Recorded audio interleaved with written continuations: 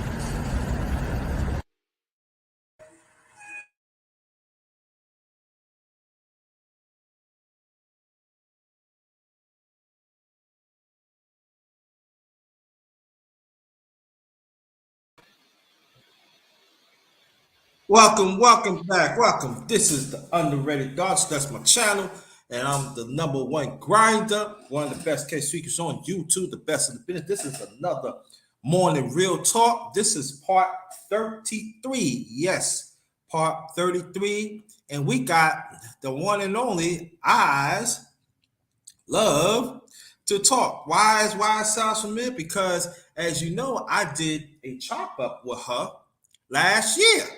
Yeah. Matter of fact, I had it back to back. I did it for her on Thursday night. Right, Then Saturday morning, the same week, I did Mahogany that Saturday morning. right. I So that's remember back. that one. Yep. Yep. So I did two lovely women back to back, and nobody cannot take that away from me. Nah, nah, nah, nah, nah. So good morning. How you doing? I'm doing good. I was just sitting here setting up my channel and stuff like that, trying to get back on with the flow. Okay. That means you be back soon then. I'm hoping if I get the nerves, You be all right. I'm being all nervous. You Like be I all got so much topics to talk about. right. It's crazy, but I'm just like, how can I go about it? Should I just do videos, or should I just do a live, or do like what you do? Tell people to come onto my channel. Let's talk about something. But Yeah, I do have it. two important topics that I do want to talk about. Well, let us know right now. No, because it's gonna be juicy. I'm still setting it up. Oh, okay, I I'm got still setting it up. It's gonna be juicy. you. It's for one is for the ladies, and Mm. then one is for entertainment purpose and stuff like Entertain. that. For the women's Ent- side, for okay. the women's is more like about for the women's understanding and stuff like Got that. you. I got you. I ain't touching that one. I ain't touching that Right. one. Nah, you might can chime in, but it's like that's mainly for like For the I think women. only women is gonna understand that. But Yeah. y'all men could chime in because y'all might not understand what us females are going through. Like I said, I'll be all right. My mom said, look, you're not gonna figure us out. Just go with the flow. So I'll go with the flow. That's it. Yeah, you're right. That's So right. I don't know if I should do a live or should I just do a video, edit it, and put it on there? Now, all right, let me ask you a question. How do you feel? Do you feel more comfortable doing a video at first, then work your way, get back into doing live? Oh my gosh. Well, because I feel so comfortable being on somebody else's live before I be on my own live. Okay. Because it's more work being on your own live. And I don't know either way because it's a lot of work. Because if I do a video, I gotta edit it. I gotta make sure everything is right. I gotta put an intro, which I already got an intro. I got all that set up. It's just me procrastinating. Then me being comfortable, I don't know, because then I'm gonna look at like who's coming, who's not coming. So it would Yeah. be like that's the nervous part of being alive. So I really don't know. Whatever is Well, I'm gonna give you some advice. Right, when I got back my channel, right, right, at first when I was on, I did little videos here and there. I already had some stuff set up already. I just didn't put it out. Then all of a sudden, because I gotta reintroduce myself again, trying to bring people for the secondary channel right, back here. So that's still a challenge here, but I just take one step. Wherever I said this is me. right, Wherever hits me, I hit them with the video. Wherever it hits me, I do a live. But I will not stay on that live for a certain limits of time until I gradually get myself back. Like if you go right, right. I do like 45, 50 minutes. Oh, the red man, I want to get no cut it short. That's it. Wherever it is. Yo, to Don TV, what's good? What's good, family? Thanks for coming. Nice seeing you again. So that's what I would do. So I'm saying that wherever hits you, you just do it right then and there. That's it. It's just this getting on y'all live and talking to y'all. It's getting me back into the flow of things, and Okay. like I'm back. I'm again. It's like starting freshly, not being nervous anymore, just being me and not losing myself. Okay. Now, this is the key for y'all see in the chat. Anybody that wants to get on, my email is in the chat. That's the only way you get on. And at the same time, I have to know you. Peace, Black Charm. Black Charm, if you want to get on, let me know. But I send a link to you. That's the only way you're gonna get on. See, you see my green screen I'm trying to set up. Okay. I So, see you. I see you. Matter of fact, I gotta give me a green screen myself. I think this is so much easier when you don't have to. Sooner or later, I'll start putting up little shells and little pictures. But the green screen will do for now. Yeah. I mean, Because definitely, if you want to like double screen, like you want to get on somebody, you want to show what people see, what you see on your computer. That's what the green screen is for. Yeah, Most of the things that I'm about to talk about, I'm gonna need the green screen about. I might do it live today if I get the kahunas. It might do it today. It's all set up. If you do it, if you want, I'm just saying, it's up to you. If you want me to get on, you got my email. Just send me the link. Let me know. No, you ain't gonna have to do an email. You're gonna have to do it the regular way because I ain't got it through the email. I don't know how to do it. Oh, you don't? So you gonna put the link in the chat. Yeah, the link in the chat, and you just link up. Listen, y'all pros. Even though I'm old school, OGs, I'm still not a pro at this stuff. You know what, Ronnie? I'm tired of you sneaking up on me. I'm just saying, man. You always be sneaking up. I'll be like, good morning, brother. I just want to let you know. I just want to let you know, you and DSW keep the good work and everything. Yeah. I really appreciate what you're doing and stuff like that, and also eyes love to talk. Let me say, I'm glad you're here. Black Charm, I got you. I got you on the email. Just I got you. I just want to let you know that I'm proud of y'all, what you're doing to stand up for families. Yeah. I appreciate that because while I'm looking at this space, I've been looking at space for a long time, but really lately to really pay attention, it's fucked up. It's fucked up, man.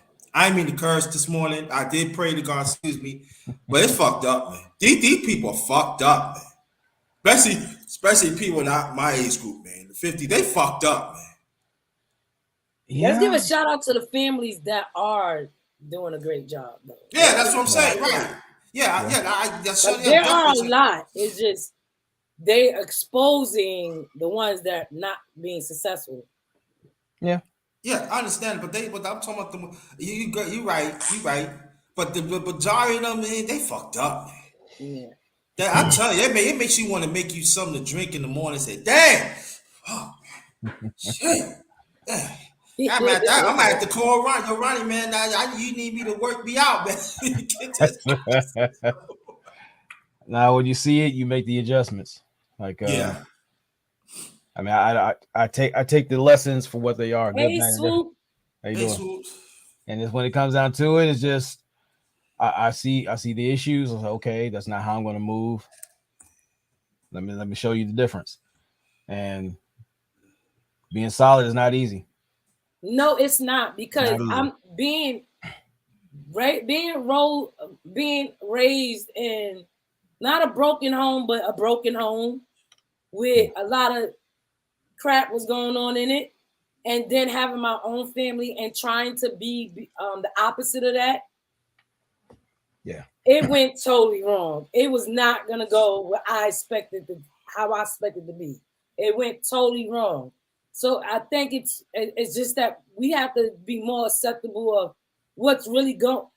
First of all, if you coming from a damaged home, you don't go out and create another home that you didn't heal from the last home. So when you didn't heal from the damaged home you came from, and then you trying to create your own family, you wasn't going to be successful because you didn't know nothing else but what you was raised up into. So what we have to do as people, as women, as men, is realize what's going on inside of us and the damage that we have before we decide to say, we're going to try to make a family and do better than what we never saw. Yeah. Well, the number one thing is like, I don't live my life online. Mm-hmm. I just had to be a person who gets online, talk about a few things, listening to some things, have some dialogue, get offline and put in the real work. So everybody likes to live their life in snippets or edits. Like the thing I'll post is some of my mistakes, failures. I'm working on my left hand because I'm predominantly right-handed, but I get the advice to where I can level things out. This is what we're supposed to do. We see the things, the screw ups that our parents have done, our peers have done, and we take those lessons and work on them, turn those weaknesses into strengths. And one of the most annoying things, before I hand it off, it's just like one of the most annoying things I've heard over the years is everybody asks, "What's the solutions?" And you give them the solution, they don't do shit about it. Right. It's annoying as hell. No, you're right about that. Yeah, and I think that we do. I could say this, that the people in this space, we do have people that are willing to have solutions, but those are the ones they want to push out. And so like, when you said that we gotta stay on, it's hard to stay on the square. It really is hard. Peace to you, DJ Black Charm. Yo, Black Charm, I ain't did nothing to you, all right? Nah, man. Listen, that's why I stripped myself away from them folk, man. All them people that kick it like that. I'm like, it's people that really respect me and folk that I respect. Why am I on these folk panel acting the ass? You know. And one guy I apologized to. The other people I was trying to apologize to, I'm like, I'm trying to get better with my spirit. Nah, fuck, F that N word. You be a N word. You know what I'm saying? I'm like, dang. Okay, cool. So that, like my man said earlier, a few minutes ago, Ronnie said a few minutes ago, you know, it just lets you know where you're supposed to be. How in the world did I end up in out of pocket like that, where my children and my grandchildren can see me on the internet acting like that? You know what I'm saying? I said, okay, because I didn't go with see, I'm into the Bible for real. The Bible says remove your feet from evil. I didn't remove my feet from evil, and I'm taking on the other philosophy. Well, how you gonna get the devils how you gonna get the devil to be down with you if you don't go over there and give them the word? I'm like, the Bible don't say that. It say remove your feet from evil, because if you're in the middle of it, you gonna 9 times out of 10, you gonna if you're around 5 wicked people, you're gonna be the 6th wicked person. You know what I'm saying? By default, you know, everybody with this. I'm from the streets. I used to be a pimp. All this. I'm like, man, look at this here. You know what I'm saying? This is supposed to be a place of growth. YouTube been in existence since 2009. So we 13 years of real time talking to each other. 13 years of real time getting to know each other. And in all this time, like, I'm one of the ones who see the growth. I'm seeing people be successful. You know what I'm saying? But and people in this space will shoot that down. I'm not talking about individual success. I'm talking about success as a whole. You know what I'm saying? Like, we got to move one step at a time. You know what I'm saying? But me, myself, trying to be calm and rational and stuff like that in a hysterical space. I don't even know what word to put right there in this space. You know what I'm saying? Where these people just on fire, ready to argue. It's like it's an uphill battle. So I just said to myself, you know, with people with like minds, like JT, we do the same thing. We talk about how to be a better man. You know what I'm saying? Women figure, you know what I'm saying? And encourage women to figure out how to be better women, because we ain't women. We can't tell women how to be better women. We can just encourage you the good women to tell other women how to be better women, and good men to, you know, such as ourselves, like, man, you could be successful. Ain't never too late. The guy who made KFC, he became rich at 75 years old. So never stop. So we have that same type of, and outside of encouraging people in our work, we watch boxing. So we got so many things in common. I'm like, you know what? That's who I need. Everybody I got stuff in common with, where I need to be a part of. That stuff that's because algorithm got all 4 of our numbers. As soon as you put anything in the search, algorithm got your number. And once you put it in the search, it's gonna keep suggesting it, keep suggesting it, keep suggesting it. You know what I'm saying? If you put black on black crime in your algorithm, you're gonna see police brutality, Chicago murder. All this gonna keep feeding your and your day is gonna be surrounded with that thing that you just ingested into your mind. You know what I'm saying? So you know, I say to myself what I have to do. Like somebody told me years ago, I don't know if it was JT, Israel Doctor. Somebody told me years ago to clear out your browser so algorithm won't play with you like that. And we don't understand. And I didn't, you know what I'm saying? I didn't understand that. It was Israel Doctrine. Yeah, I'm like, that was Israel Doctrine said that. Yeah, clean out your browser. Yeah, you know what I'm saying? So it won't do you like that, you know? And so now I've unsubscribed from a lot of those channels, and I refresh I clear my browser out, and then, you know what I'm saying, it don't pop up no more, you know? And so I don't think I say that to you, young lady, to say this right here. These people, like, in creating your world, your space in this virtual space, people want, like, you can mention certain things about your family and stuff like that. Well, these folks want you to bring your family on camera, tell you all their name, their ages, all the disparages that they have. You know what I'm saying? All the accolades that they want to know everything about your life, other than just the general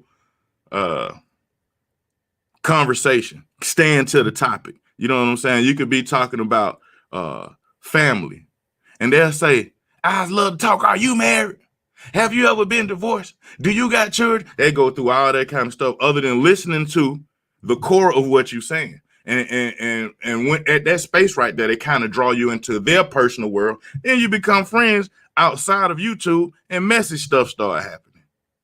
See, go ahead. I like that you said that, because that's why I kind of jumped. I got a lot of reasons why I jumped off of YouTube, but I jumped off because it was more like a switch bait. It was like, they'll be friends with you. They'll say all the nice things. They'll praise the Most High, and they'll start. Then the moment you start grasping them and getting into their world, you see the chaos. Everybody know the moment chaos starts, I jump off. I don't entertain the chaos. And when I started seeing 1 minute you praying about God, then the next minute you cursing somebody out, and you downgrading them, and you got everything negative to say. And I was just like, wait a minute, pause. This is not the energy that I'm looking for. This is not what I want to represent myself. This is not what I want to leave off this channel. I brought my channel out to educate, to pull up, to make awareness. And being on y'all channels or somebody else's channel, it was not doing that. All I kept hearing was attacking our brothers and our sisters, and I'm like, we get enough of that in the world. We get that in our home, we get that in the world, we get that on our jobs. Now we're going on the internet and we're doing that, and we're attacking. And it was definitely at the time where coronavirus was out. We needed to grasp each other, educate one another, make us feel whole. And all I seen was attack, and I got off. I said, I was losing myself. I kept losing myself a little. I never joined in. I wasn't a fool like that, but I was losing myself, and it was making me forget what the heck I was bringing my channel for.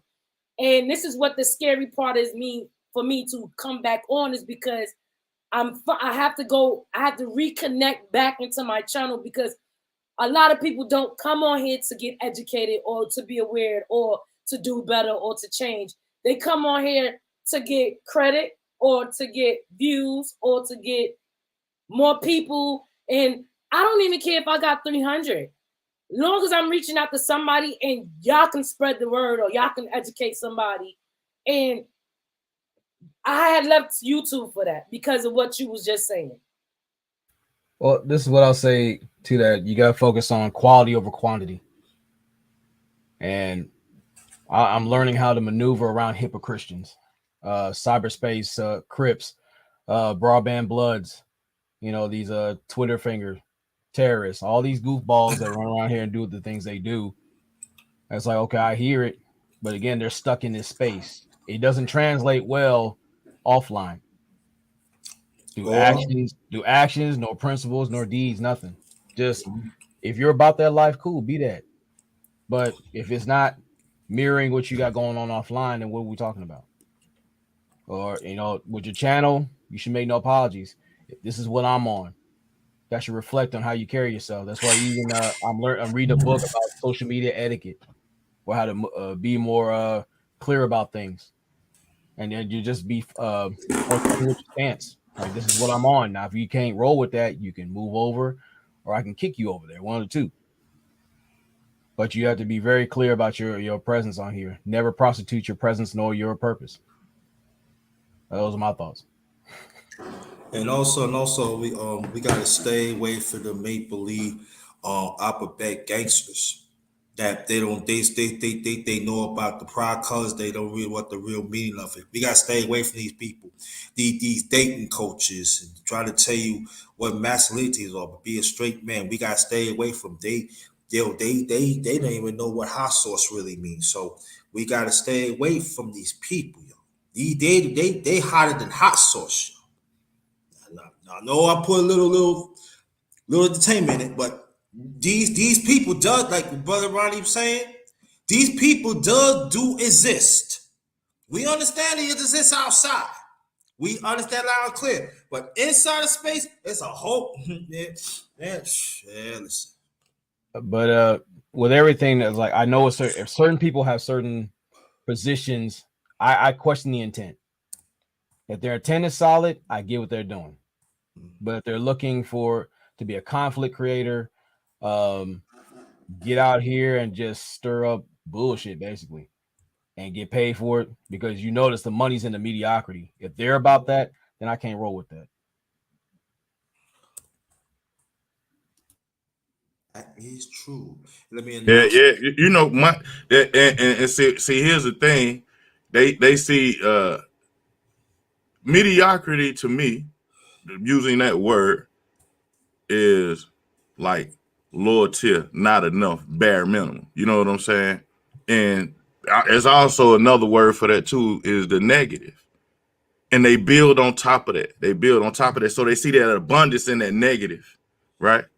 This person making this much money a month off YouTube being negative. This person making, you know what I'm saying? And it's like, that's a mediocre, they in a mediocre type of mind frame. You know what I'm saying? They look abundant because you see so many people, you know what I'm saying? And you gravitate to it like it's the bee's knees, and it'll take you a while before your psyche, like, this ain't the right space. I hear what they doing. I see this ain't the space to be in. But it look, you know what they'll tell you, I'm getting money. You know what I'm saying? I'm getting money, dude. Like, it's real mediocre thinking. It's real, you know what I'm saying? How you, from the reminding you that they were street, you know what I'm saying? Reminding you how long they've been pro-black, you know what I'm saying? You know, and you trying to help them out. Like, people have a certain philosophy, and you telling them that it's mediocre, like, and you keeping people stagnant or whatever. You know, get out my chat. Yeah. You know. Got you. Let me introduce Brother Alonzo Hall. Thanks for coming. Appreciate y'all. Let me introduce to the people before I get to y'all. We got Eyes Love to Talk. The one and only Brother Ronnie. I need his camera. yeah, exactly. We gotta check out him and Brother DS1. Better know she stayed there. We got a podcast about talking about men. I want you to check that out, please, Brother Alonzo Hall. He talk about finance.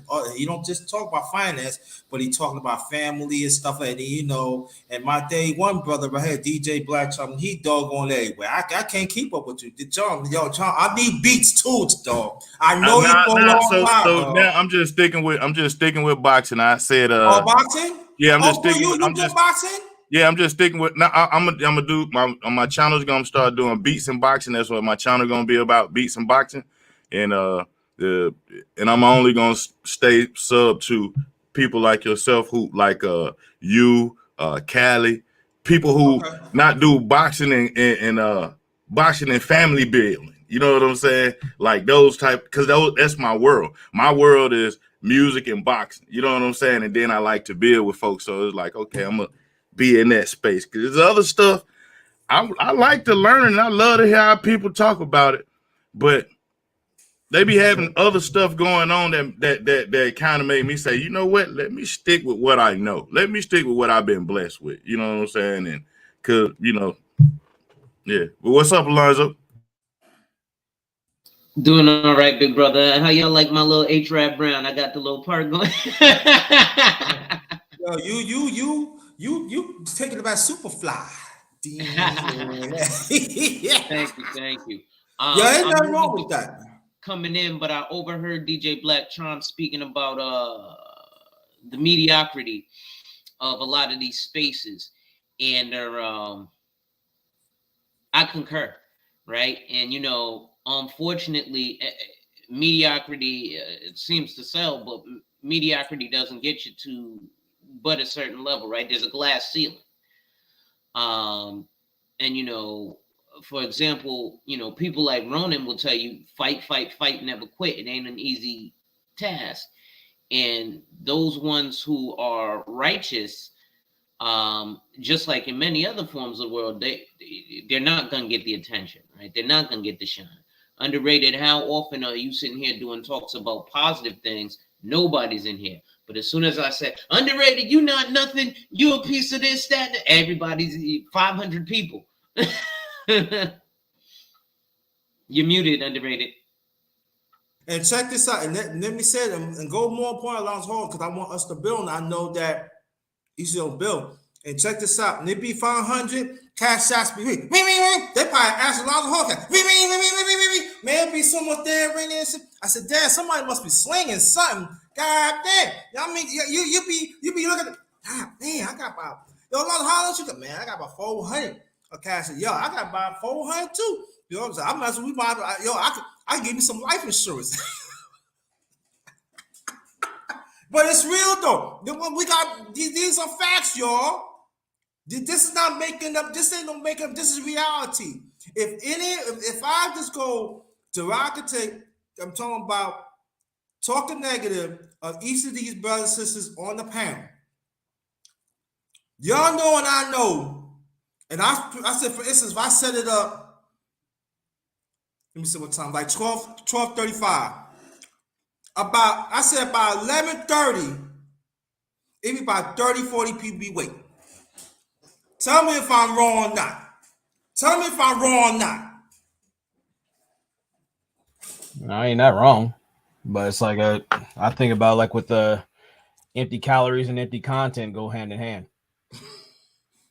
So when you think about it, it's like with your content, respectively, if it's consistent, if it's fulfilling, if it has like actionable items you can put into the work, that's what you need to hang on to, especially in this day and age.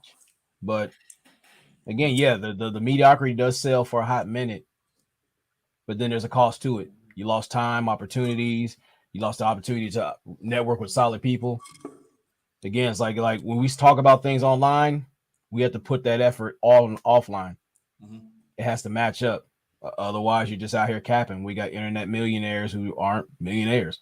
We got people who get out here and say, I'm out in the field with these women, and either they're, serial drunks or just outright lying. Mm-hmm.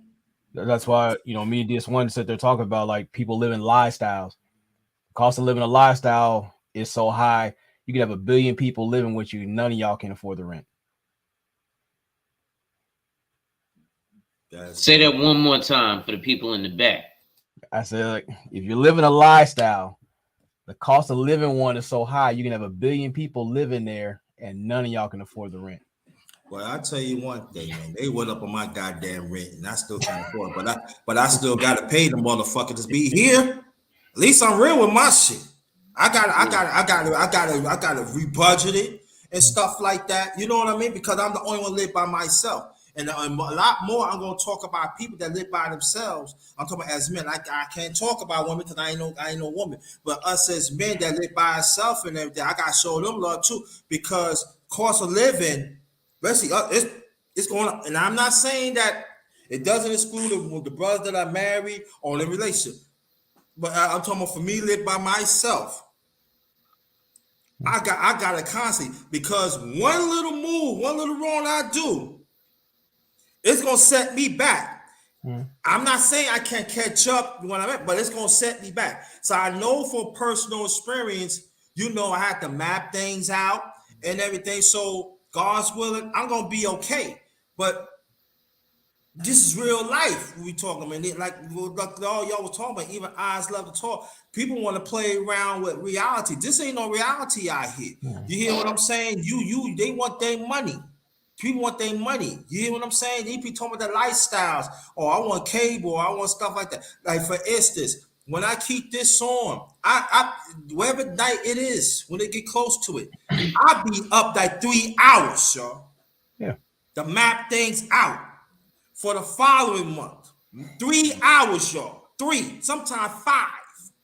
Map things out to make sure the house, make sure you get the stuff for the house. Make sure make sure Street Yards get their money so I can keep this on. Make sure Verizon get their money because sometimes. One time, the Verizon, I ain't give them away. Fuck you ain't getting your money for. Oh, we sorry, we messed up. So that part put me back for 3 weeks. Yeah. And that shit happens. But this is a question I have for everybody. It's like, how much is your word and your reputation worth? Mm-hmm. And there's too many people who just squander that online. Like, well, I'm YouTube famous, but then like you get out here, you're a nobody. That's true, yeah. I'll even go one step further with what Ronan talk about, you know, because I like to hijack panels. Yeah, you but, do. I'm trying to hijack my shit too, motherfucker. Give me my shit back. hey, I'll come to New York City. But for example, right, in my field, financial professional, right?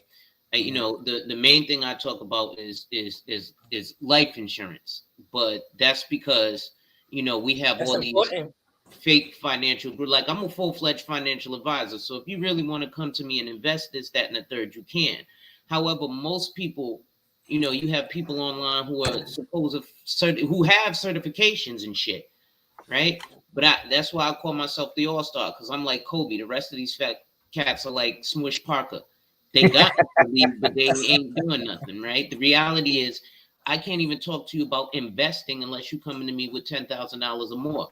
Most people ain't coming to me with $10,000 or more. Most people ain't got the risk tolerance. What the hell is risk tolerance? Ain't nobody telling you invest in crypto, this, that, and the third, and you don't even know what risk tolerance is. Risk tolerance is when I tell you, Ronan, I'm going to invest this $10,000 plus you owe me 2 and 20 fees, so 2% of your net worth and 20% of whatever you gain. Right? Don't nobody tell you that part, right? No. But they also don't tell you about the risk tolerance. Oh yeah, we put this $10,000 in that investment. I don't know how long it took you to save up that $10,000, but it's gone. By the way, you still owe me commission. You're all right with that, right? You don't want to choke me, right? So people don't even test your risk tolerance to even, check your chin in the reality of this stuff. Because people come to me all the time. Well, why don't you ever talk about investment? Because you ain't there yet. Right? People will say to me, I'll come to you when I get my money right. Well, then you ain't never gonna come to me, because that's like being 600 pounds and saying to a physical trainer, I'll come to you when I'm a chiseled Adonis. It ain't gonna happen. No. Right? No. So, those are empty calories, but stuff like that, these people got hundreds and thousands of followers. Shoot, there are people out there like Dave Ramsey. And Susan, I like to punch high, right? I'm a punch up. Mm-hmm.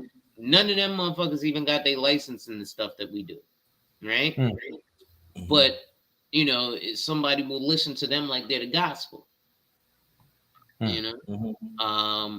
So again, I could sling mud all day, right? But slinging mud, like you said, Ronan, that's going to be missing opportunities, right? Now, my page is very unorthodox. I come on with hoodies and rap music and curse.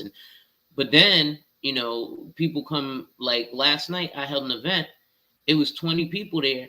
And the principal of my firm and my colleague were like, nobody is here for us, Alonzo. They all came for you. And I was surprised to even know that I had that kind of, like, I didn't even understand that I had that kind of impact. So, the value of your name is priceless. And, I'm very, like I said, unorthodox, but, I'm Kevin Samuel style, right? So I live a LinkedIn level life. So I have to stand on whatever I say. So I grow tired of a lot of, especially these men who, like, I don't like pseudonyms, right? Like, for me, yo, manhood, stand on what you say. Let me know this is my government name. So, Right. you know, anything I say you don't like, you can come to my front door with it. And you might not like what you get from coming to my front door, but you can come to my front door with it. That was fun. I want to hear from eyes, but like that's what I'm talking about. A lot of guys love to talk a good game, but when you smell that person's cologne, then it's a whole different situation. It depends what cologne you smell. No, I mean what I'm saying, like, you know, most times, like, yeah, man, catch a flight. Yeah. But what happens when you do catch a flight? You knock on their door, all of a sudden they ain't home, or you know, they want to give peace a chance, or you know, hey brother, I was just out here just entertainment. No, I came to entertain that threat. Right. Right. What's happening? Yeah, exactly. Yeah. I smell you. You know what I'm saying? I got off the Delta, so yo, what's up? What do you mean? No, ain't no negotiable, dog. Come on, man. Come on Listen. out, man. Ain't no negotiable here, nah. You said you had evil intent to do something to me. Okay, Let's I'm back. go. Yeah. Glad you're back, DJ Black Chunk. And again, I'm not a gangster or nothing. I'm not portrayed that, but for me, that of a person that trying to live like through righteousness, I don't tolerate. I don't like threat. I don't like people threatening me. I don't like, because you want to do evil to, so that means I got to dip in within the righteous, and I have to do. Ain't no talking. I got to do you. I got to do you right then and there. We say believe him the first time. Right, exactly. So my unrighteousness had to kick in. I want people to understand that. Unrighteous had to kick in to do what's right at that moment. Do you understand what I'm not talking about? The people in the chat. I mean, in the panel. I'm talking about in the chat. Do you understand what I'm saying? Let me repeat myself again. If you put me, I'm talking anybody. If you put a person in a certain position, they have to defend themselves. That means that means they're gonna be within the unrighteous. They have to defend themselves to be what's right. You understand what I'm saying? So you don't know what layer, what that person mindset of that unrighteousness that's going to come out at that moment. So I explain to people, I'm saying people again, don't underestimate that next person of righteousness. When they come to you, then you want to preach about it. No, ain't no preaching about it. I'm going to do you.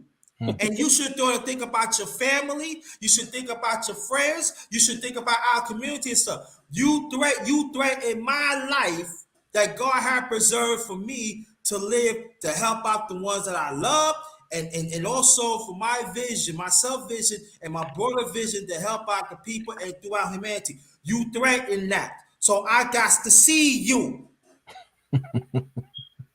You understand what I'm saying? If I take a flight, take a flight. I take the bus, take a bus. And that's why I tell people to stop sleeping on other people. Oh, it ain't gonna happen to me. Oh, look at it. Like, because you don't know. Because you tap into that unright. You tap into this that. Is why I don't put myself in that kind of environment, because the moment I snap, it's a whole new different. You're gonna think I'm crazy. So I don't. That's why I tend not to bring that kind of energy.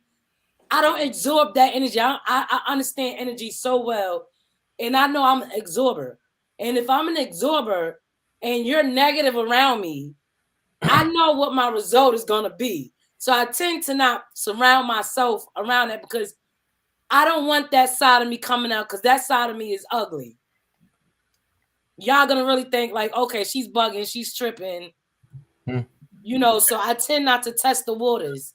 Not because you're scared of the other person, scared of yourself.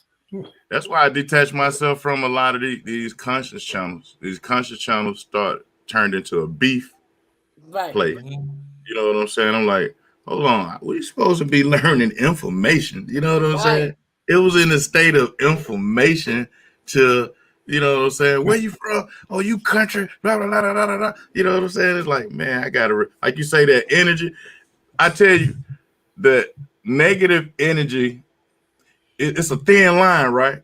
Because Right. you can hear stuff that sounds positive and sound good, and that's what brings me back to that word mediocre, right? You ain't thinking mediocre, you just hearing something that sounds good and sounds positive a little bit, but then you're not saying they in a mediocre state of mind while talking about it. You know what I'm saying? And before you know it, you be in that space with them. I guess they kind of, I ain't gonna say bring you down, pull you up to their level, pull you up. No. I'll pull you down. They bring you down because you already up there, and the moment you see your energy depleting, they bringing you down. Well, they suffer from a thing called what I call woke apnea, right? And it deals with a lot of people who figure that they know everything. They're these big shots that talk a whole lot of shit but don't prove anything. When it's time to be active, like really show what you know, they go to sleep. That's just in all areas. We're talking about financial, talking about mental health, we're talking about social, interpersonal. When it's time to show and prove, you don't hear nothing but snoring. So that's why you got treated as such. Like, okay, you talk tough. Like, but you've never done anything in years. My channel was about mental health because I was going through something and I wanted everybody to notice that they wasn't by themselves. I know I'm not bugging, and I know I'm not the only one. And the moment you saw that you got the wrong person in your circle, they would try to test it. They'll try to disprove you.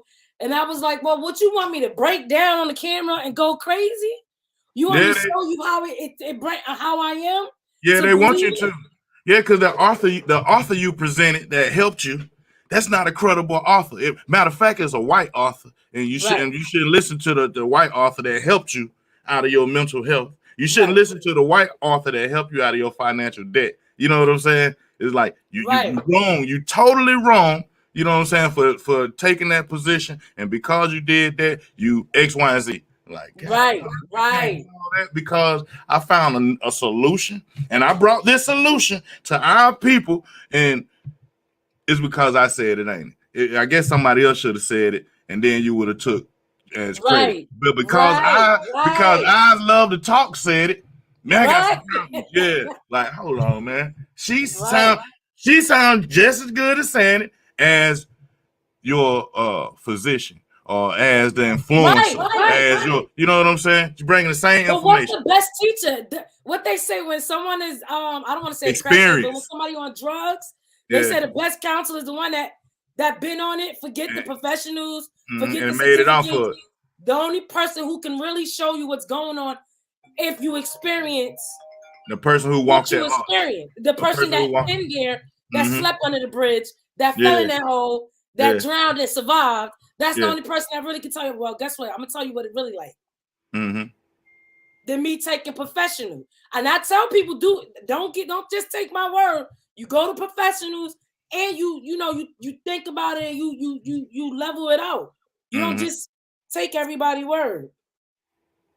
Well, I'm a holistic doctor, and I disagree. And you got to take my word and take these herbs and drink this juice. You know like what? If you don't go to that doctor. And you know what? You're going to end up waking up in a rotten devil pickle and nobody knew not once. And guess what? People will relate to people. People will relate to more people that's being real and say, I've been there. And you can't funk the funk. You can't fake and say, you've been there. Because the first thing they're going to say, okay, what did you experience? What did you do? How do you, and then once the relationship you don't catch a relationship, you're not going to grab nobody because they're going to know you're lying. And then you're going to jump off a topic. You're going to be talking about 1,000 other things. And then you're going to be talking about what you know is not healthy for you to be talking about. Well, such and such said, if you sprinkle crack over your oatmeal, you can lose a lot more weight effectively. That is true. Yeah. Yeah. Or they go and get a bottle of Seagrams and stuff and say, yeah, you could sip on that and that would break your cold. We deal with some, you know what though? I just came to my mind. We gotta stop saying these people don't know what they saying. They know exactly what they saying. These people are deliberately sick. These people is under the under Satan's spell, and we gotta call it as it is. Right. We gotta call it as it is. People can say you believe in spirit. Listen, now I'm at the God though, but I see that these are wicked people. They don't have no conscience to do better or get better. They just don't. And just say it, just call it as it is. I'm not listen. I'm not home. Yo, listen. I'm not holding Satan's hand, and I know what he's capable of. That's how. I'm not being around people that do not want to do better, and you got resources of people giving you, and you don't want to do it because you know why? Because it takes work. And it's not judging. It's just saying, I don't want your energy. Your energy is not working with me. Your soul is musty. I don't like the way it smells. Yeah, you stink as crack on pups. You are, yeah, man. But let me get this out. Welcome to my channel, The Underrated Darkness. Yours truly, the underrated one. We got the lovely eyes, love to talk. We got the one and only Ronnie. We got the one and only Alonzo Hall. We also got the one and only DJ Black Charm. Anybody that wants to join the panel, my email is in the chat. Who's like me? If you want to join, check your email. That's the only way you're going to get on. I'm not going to put it in the chat because I put it in the chat and then people show men was sitting on his set. No, I ain't going to say I just eat. Well, some dumbness was yes.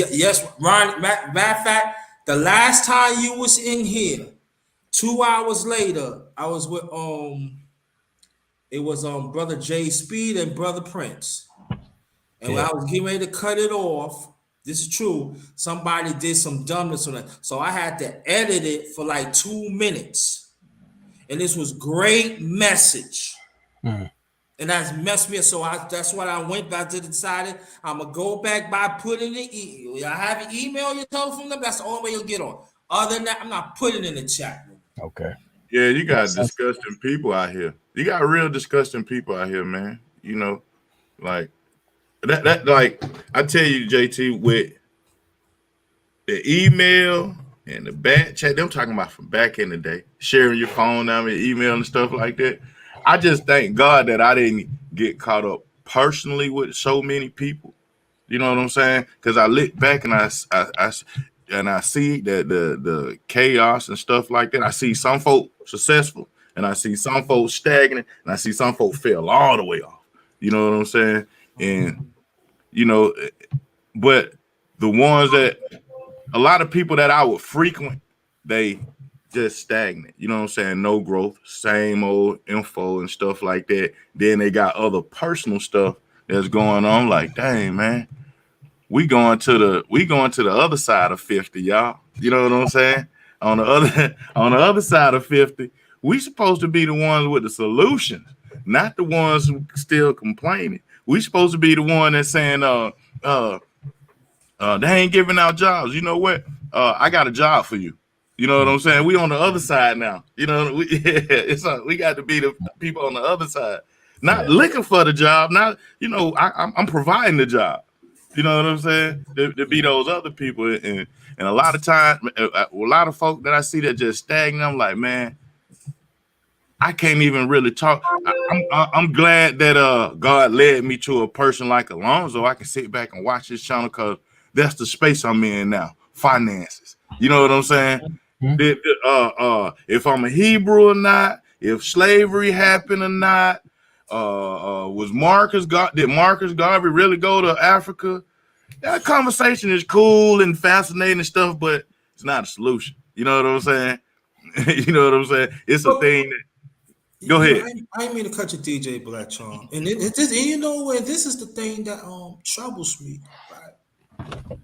We understand what Marcus Garvey taught. We understand Malcolm X taught. We understand Francis Crescent was talking. We understand other people talking. But you know what? The sad thing about, and even my name well, when the name come up, you know what I'm talking about. But we talking about important people that impact our lives, not as a people, but globally and stuff. But you know what some of the people say now? They don't know what they talking about. Is they really telling the truth? You see them experience it, right? I told people this and everything, because see, no matter if it's right or wrong, you can never duplicate history. That's the problem that sometimes we get caught up in. I'm not saying the ones in the chat, and I'm not saying the one on the panel. I'm talking about the ones outside. Y'all always trying to say things is wrong in the past and everything, but there are some jewels that's dropping. We don't want to pick up. I'm not saying that you gotta do the same as in the past. No, I'm not saying that. And it seems to me that do you think ain't no such thing, black love? Ain't no such thing.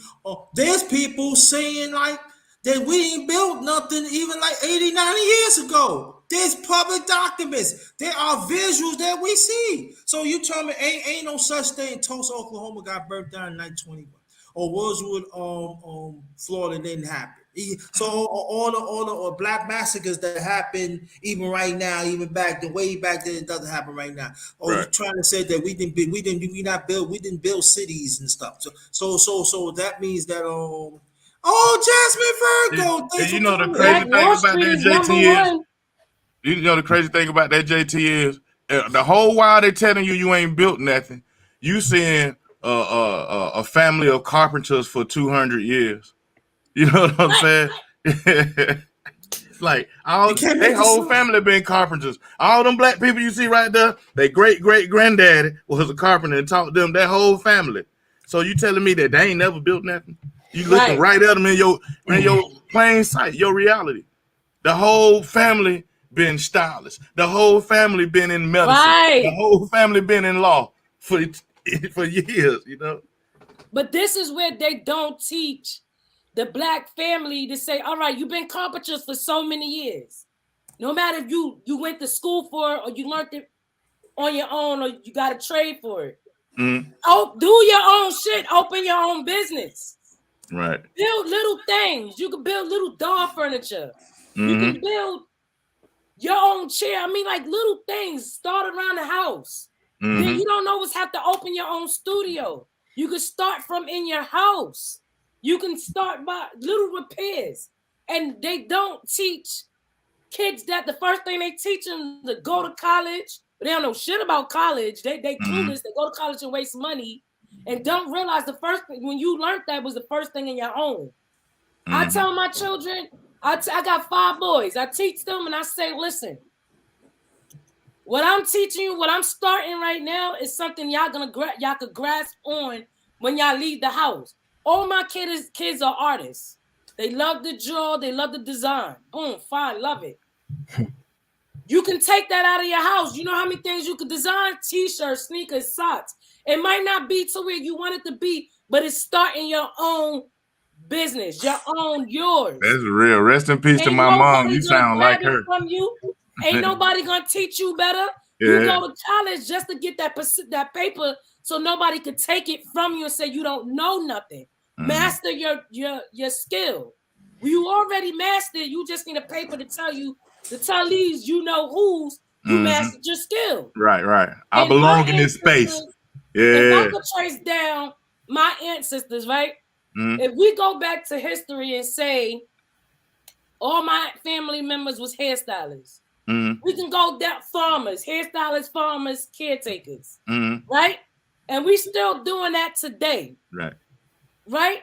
You become a nurse, a RN. You start working in the hospital, collecting your clients there. Because you already know how to do it. You could pull them clients and be like, look, I could come to your house and I could design it or I can clean it up. And boom, you just created your own company right there.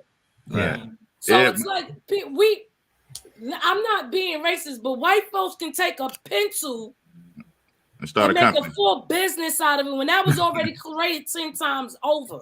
Right. They don't teach us to say, take that same pencil, wrap it with some clay, harden it, boom, you just design a protector to not damage your fingers or whatever. Right. They don't teach us that because at the end of the day, that's a good idea. Built New York City. That's a good idea. This is what if I be real about a lot of shit, you gotta sit back, play dumb, be quiet, and be the woman or the lady that everybody's expecting you to be. Mm-hmm. When you speak like this, you speaking hate, you scaring people, knowledge, and people will say, "Oh, she crazy or something wrong with her." But in reality, it's reality. I'm speaking reality. Someone told you gotta go to school and you gotta grab that. That's the only way you're gonna maybe do your skill. No, it starts at home, like they always say. I never would have thought. I never would have thought lawn care, cleaning the, cutting the grass. I'm gonna say it like this: cutting the grass, trimming the hedges, cleaning the gutters out, and washing the window was home care, was lawn care. I never thought that. I thought I was being punished. I thought you couldn't go, until that grass cut, till those hedges cut, you cannot go to the basketball court. I'm like, man. And I'm not telling nobody not to go to school. Yeah. I'm telling you, you got to master what you already know. Solution number one. And your parents get it to you from the jump. Like you say, like if you just the cleaning of your house, that is a whole business when you leave outside your house. The cutting of your grass is a whole business. The detailing of the cars in the driveway is a whole business. You know what? And I'm glad that you bring that up there because it reminds me, and I want each of y'all get into this conversation too, because this is a great conversation. I remember at first when I was very little, I like to cook. I like to cook, but I did not want to. And my father sat me down and he said, "Look, it's going to be one way or the other. When you get on your own, you got to learn to do those things, and cooking is part of it. You got to learn to clean the house. You got to learn how to budget the money. You know, when you say, then become an accountant. Become accountant, and also and then when people don't understand, there are people like when you wash clothes, you got to know what colors to wash, and there's some that you cannot dry, and there's some that you cannot. How to preserving, there's certain things you cannot iron. Sometimes you gotta leave it out. Like stuff like this, you know what I'm saying? I gotta wash it out of wood light. That's it. I can't do jerseys and stuff. So stuff like that, I gotta hang it up. So stuff like that. But then when I got older, when I lived my own, I mean, the only hard thing was about like living your own and stuff like that. But the other things, it came like I didn't mean to brag or nothing, but it came easy because my parents had showed me earlier. But the ones that I knew when I was grow up and everything, I didn't know how to do. So you know what I'm saying? It's like the budget. There's going to be at times that they told me like this. It's going to be at times that you want to watch something on cable, right? I said, yeah. But but I'm saying sometimes you gotta do without cable, so you gotta watch regular TV. The other bills gotta be paid. So what you gonna do? Are you gonna have the mindset to understand? Okay, I could put up this cable bill to maybe 2 months, to pay this bill, and then if I want to watch something, do the budget. Learn how to see. People say, "Oh, I could budget." No, it's how to budget, and you have to understand though too, because like I said a little hour ago, one slip push you back, and you. I know that leveraging cash to credit stuff. I'm still trying to learn that. I'm like, hold on, man. I made a mistake. I looked at all this credit and seeing them zeros, and I made a mistake. Trying to leverage my bank account to my credit. And I'm like, they kind of even, but I think I can go over the hump a little bit and just buy a little more. You know what? I'm gonna borrow from my credit. I'm gonna do something like that. Right. I did it all wrong, man. I'm like, hold on, let me stop. Because I ain't no guru at finances and stuff. Let me pay these folks their money back, put everything back at zero, and sit down at a person's feet like Alonzo and learn what in the world I'm doing before I be outside with a cup in my hand. Yeah. No, I had to. I got an agent for like Alonzo. I had to make him sit me down to explain that too. I'm trying to figure out why I can't unblur. I'm trying to show y'all this book. But Go back. Book, maybe you guys can have the camera. There it is. So when you it's like with a camera, you have to put your finger up, bring it back, and that's gonna be your focus. Yep. Okay. Now bring it back, move it back, right right? So now it's gonna be your focus. Okay. So it says family health transition planning. Yeah. Right. This is a book. Ironically enough, this actually helps me with some of my credentials for a certified financial planner. It gives me 14 credit hours, right? But I recommend this book for reading for our folks. One of the things that y'all was mentioning was being in families, and I have a family who has businesses, but it seems like as families we don't always work together. Another thing that I tend to talk about, right, when we talk about finances, when I was talking about I talk about insurance, but I don't talk about investment, right? I'm gonna actually, if I can share my screen, I'm gonna pull up a couple of things for y'all. Number one, we have our folks who talk about things like the drug dealers or what's YSL right now, right? There's 28 men indicted with $1 million. If you do the math, 28 men divided by $1 million is $35,000 a head.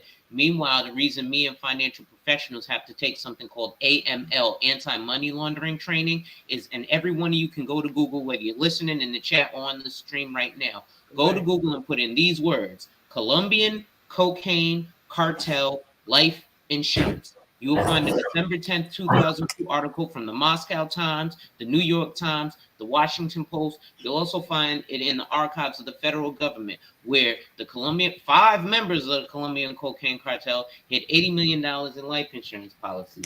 This is another thing. Top 25 ways an index universal life insurance policy can secure your financial future, right? And then, so we look at things that are a bit too complex, when the real answer is simple. Just like DJ Black said, I thought it was punishment. Listen, when I was younger, I used to have to mow the lawn too.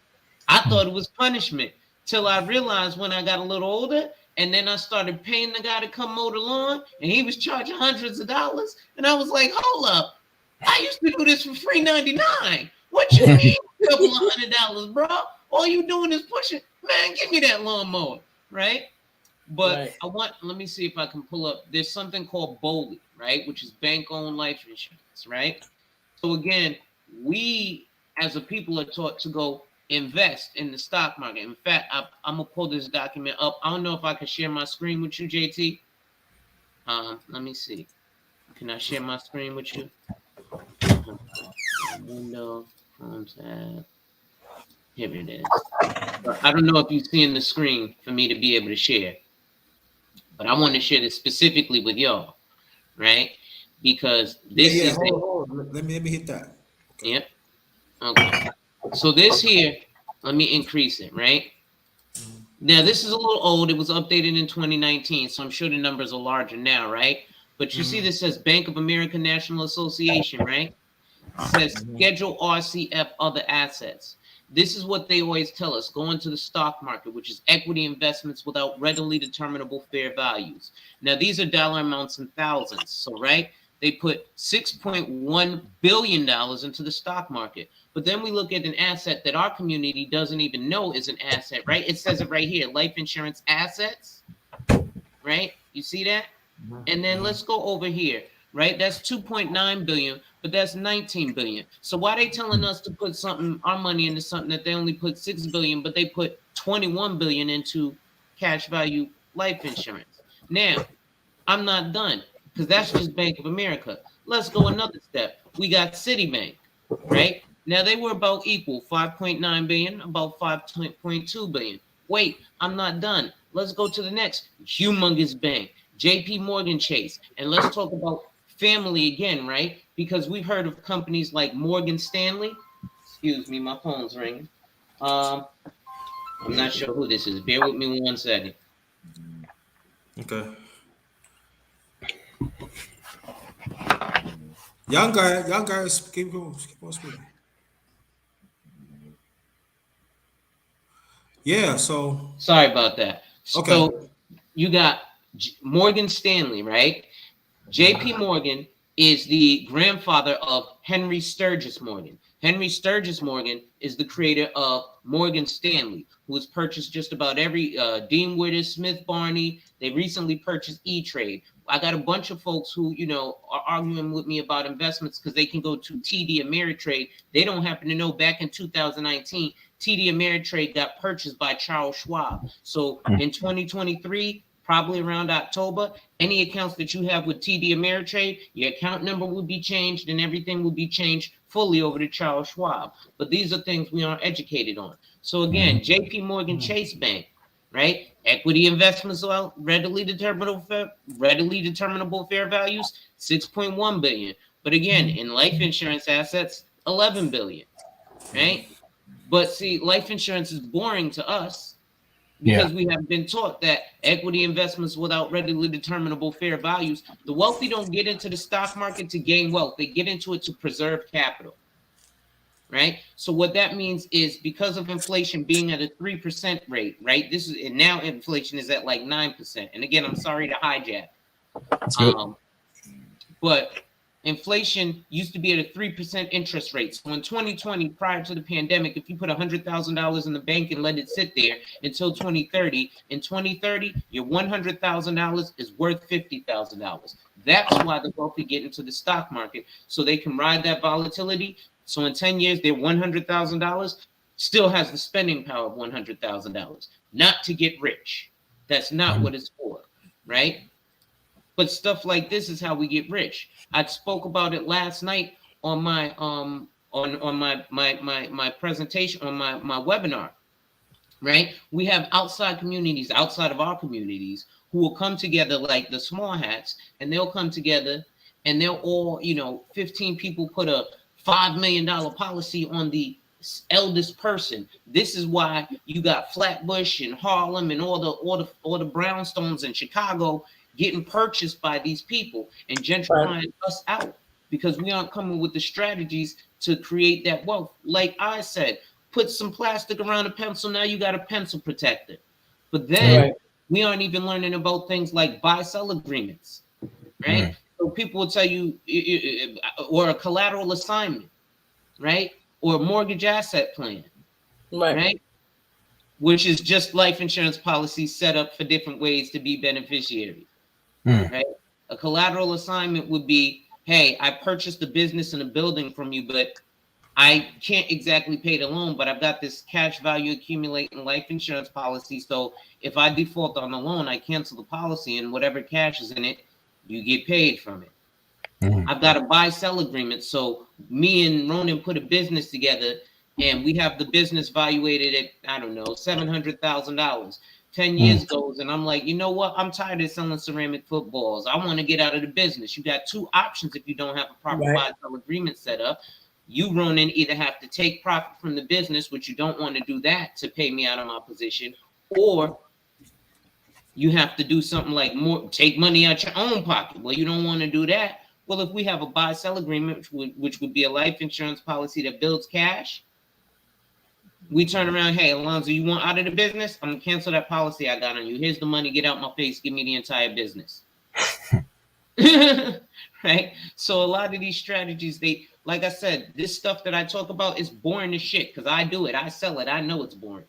But now it's a little less boring when you see that they put it's not right. $5 billion into the stock market, but $11 billion into this. And they telling you, hey, you're not go to the stock market. Hey, you're not go to the stock market. You'll get rich from the stock market. This is called BOLI. If you guys go to Google, you'll see BOLI, bank-owned life insurance. You hear a lot of these rappers that have recently been getting killed. That's because they have something called COLI, corporate-owned life insurance. It's actually, I put on my community channel a contract from CMG Music Group. Says you have to take that life insurance test and get tested for it. Why do you think they do things like give you $1 million so you could go get your rap kit, your little Ferrari and chain? Then they hired a Hasidic hitman to put on a fake black mask because they know enough of us brothers out here clout chasing that will say, yeah, I sent my 17-year-old son to go kill PNB Rock. No, you didn't. That was some Hasidic hitman who did that. But now you're taking the fall because you think you're going to get some clout. Meanwhile, they put a $20 million policy on him. Maybe they dropped $2 million, but now he's got knocked off. They get $20 million, and none of his family gets nothing. None of that money goes back to our community. Last one before I stop hijacking. And again, I apologize for hijacking the panel. When COVID hit,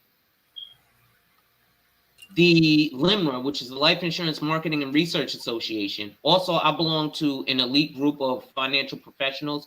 I belong to the MDRT, $1 Million Roundtable, which is the top 1% of financial professionals across 70 countries, right? So I speak from a different perspective than, you know, your average Primerica agent or your average 3-letter company agent, or even your guy at Prudential, right? I write for, I'm a broker. So I actually write for Prudential. I write for Mass Mutual. I write for Lincoln Financial Group. I write for Bright House Financial, which used to be MetLife, right? So as a broker, I don't work for the company. I work for you, the client, right? So I'm gonna give you what's best for you, right? But those things like Coley and Bowley are crazy. But pandemic, $60 billion got paid out in life insurance proceeds. Do you know how much of that our community? None. No, a lot more than none. A little less than $1 billion. Like $900 million that went to the Black community out of $60 billion, right? There's a Yahoo Finance article that says Black people believe in the power of life insurance for passing generational wealth. Give me 1 second. Okay. My phone ringing now. I guess people hearing me talking, they're like, hold on, let me go. But phone rang and made me forget what I was saying. But so, you know, there's a Yahoo Finance article that says Black people believe in the power of life insurance for passing generational wealth down, but we buy it wrong. What do I mean? Right. Well, what ends up happening is this. I just want a small 10. I don't want to leave nobody rich, this, that, and the third. Or we say, I want to leave generational wealth and we get $100,000 policy. Well, let's do some math. The average American income is $50,000, right? So to leave generational wealth, you want to leave at least 20 years of your income and your lifestyle to protect your family. That means you need at least $1 million policy, $1 million worth of death benefit. And don't take my word for it. I want everyone to go to this website called lifehappens.org. You can go to the Human Life Calculator or the Life Insurance Needs Calculator, and you punch in your own numbers. Then once you punch in them numbers, give me a call and I'll set it up. I'm currently licensed in 11 states and my firm is licensed in 19, now 20 states. I'm about to be licensed in 12 because I got a client in Alabama now. But, you know, these things don't get taught, like you said, to us, right? Yeah. Right. So we don't even know these strategies exist. But not only are you supposed to, now, if you guys go to Google and put high yield, high interest savings account or money market account, you'll probably find Marcus Millichap, which is Goldman Sachs, with a 0.5% interest rate. So let's talk about leaving generational wealth. And I'm not even talking about the types of policies yet, because people have term and permanent, and that even goes deeper down the rabbit hole. But to create true generational wealth, what you would do is, to leave that $50,000, you get a $10 million policy. You pass, your family doesn't go balls to the wall, buy a Mercedes-Benz. They come to the financial professional and then they put that money in that Marcus Millichap account. What is 0.5% of 10 million? It happens to be 50,000 in perpetuity. Now we're creating generational wealth. Now I can talk to you about investing, right? Now I can talk to you about, you know, mutual funds, dollar cost averaging. I can talk about corporate stock, because most people aren't accredited investors, right? People got pissed about the whole Acorn thing because a lot of retail investors got blocked from buying in, but there's a reason why. Or what was it? Not Acorn. What's the app? Robinhood. Well, there's a reason why, because you weren't trading in the open market. You were buying your shares from Robinhood.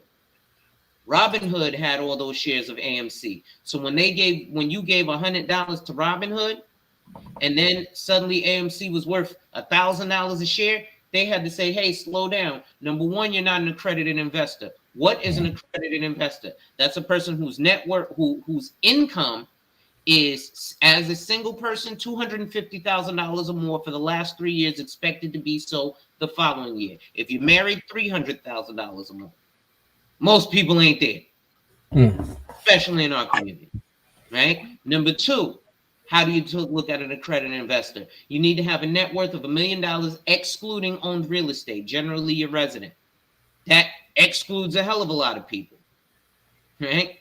Number 3, you need to be a licensed financial professional. That excludes a lot of people if they don't have their securities licenses, right? Again, I'm sorry for hijacking if y'all ain't, you know, I'm passionate about this, right? I ain't get shot 5 times in front of my mama in Winston-Salem, North Carolina for no reason, right? You know, I'll show you the bullet wounds. 1 through my shoulder, that's why I wear the part, 1 in my head, 1 in my elbow, 1 in my back, right? Yeah. So I'm really passionate about this, right? Because we as a people are being misled, hoodwinked and led astray. You know what I mean? Like I said, all these things, and like I said, don't take my word for it because I stand to make money from it. But I saw y'all writing down LIMRA, Life Insurance Marketing and Research Authority, MDRT, the $1 Million Round Table. 2020, I almost qualified for the bottom of the top of the table. How do you do that? You had to have $122,000 in premium. I made 115, right? But then I look at the homies on the street who are drug dealers and they, I could sell it. Nah, bro, you ain't got to convince nobody to get this powder cocaine or this bag of weed, right? But I work on 100% commission. So for all intents and purposes, I am a drug dealer because I only eat what I kill. Yeah. Right. And it's even worse for me. You can apply for the life insurance, everything. And then, oh, yeah, great. You made a sale. No, I didn't because the insurance company declined you. Well, I get $0 now. But I'm still here to help you. Now, let's look at even further because we look back and we look at things like slavery times. Let's look at things that, again, our community don't get taught. There are Black-owned life insurance. Forget life insurance companies. Let's look at the Black-owned money management firm, the only one in existence called Ariel Investments, started in 1984, ARIEL Investments. They partnered with Charles Schwab for the last 20 years. Because they have to push out the initiative and everybody wants to go to Fidelity and Vanguard and all this other dumb shit and spend $3,500. And as a financial advisor, I can tell you all they're doing is letting you buy scratch-offs and lose. Because the minimum investment is $10,000. So when a certified financial professional tells you to buy term life insurance and invest the rest, and you're struggling paying $200 a month on a life insurance policy, the minimum investment being $10,000, go to your calculator, put 10,000 divided by 12. You'll find out that a minimum investment is $834 a month. I've done enough investments to know that. It's actually $833 point something, but I round up. Right? Okay. But so a lot of this shit don't even belong in our lexicon, and excuse my language, right? Because I have to be the professional, right? I shouldn't be cursing and shit. No. But I'm passionate about it. Well, you're home now, so go ahead. Yeah. You know what I mean? So a lot of this stuff, like I said, it gets overlooked, right? So again, let's look at Alonzo Herndon. You know, he started out owning a barbershop. Then he got into real estate, and he died the richest Black man in Atlanta because he opened Atlanta Life Insurance Company, which is still in existence today. Right. His business partner did North Carolina Mutual, another Black-owned life insurance company, which is currently what's in what's called rehab, meaning they're broke. They need to be bought. They're going out of business, right? Let's look at the reason why they started those companies. The 2 biggest names, because you know what I hear all the time, what company do you work for? What company do you work for? Don't worry, I work for you, not the company, right? But the 2 biggest name companies back in the 1800s, the reason that Alonzo Herndon and his partner started those companies, because Prudential and New York Life as an insurance company, just so y'all know, owned slaves. Right? We look at the stock market, right? Let's go down to Wall Street right now. My office was 100 Broadway, 39 Broadway, where I was a stockbroker at a company called E.J. Sterling, and 11 Broadway. I used to be able to walk across the street and grab the brass bull by the balls. That's how the Asians do. It's the virility. When I say that, the brothers, whoa, man, listen. Why are you worried about me grabbing the brass bull by the balls? The Asians do it, and they kicking white people ass in this country financially. Right? So let's be confident in ourselves. But again, Ariel Investments, North Carolina Mutual, Atlanta Life Insurance Company. Hey, did y'all know that Magic Johnson bought the LA Dodgers for $7 billion, right? What an accomplishment. Big whoop. Did y'all know that same year, Magic Johnson Enterprises bought the majority stake, 51%, in a life insurance company called Equitrust Financial for $13 billion. So you mean double the LA Dodgers, one of the most popular baseball teams in the country? But we don't know nothing about him having Equitrust Financial. Again, like I said, all we got to do is, see, now I done invented something. We got business, right? But we got to learn these strategies. And we got to actually take these shits into account, right? The simplest, lowest hanging fruit is really the way to create that generational wealth. We talk about, I have my real estate license in the state of New York. I was REBNY real estate listed. So what that means is, if y'all see the TV show $1 Million Listings, well, I actually worked with Ryan Serhant, right? Where I lived in my hood in Brownsville, Brooklyn. Brownsville. Off of Broadway, I was off of Eastern Parkway, right? And Herkimer Street. There was a church. That church got torn down. All the black people in the neighborhood was like, oh, that's just going to be low-income housing. I was like, no, it's not. It's going to be high, incredibly expensive condos. No, it's not. Nigga, you don't know what you talk about. Nigga, I work with the motherfucker who's doing it.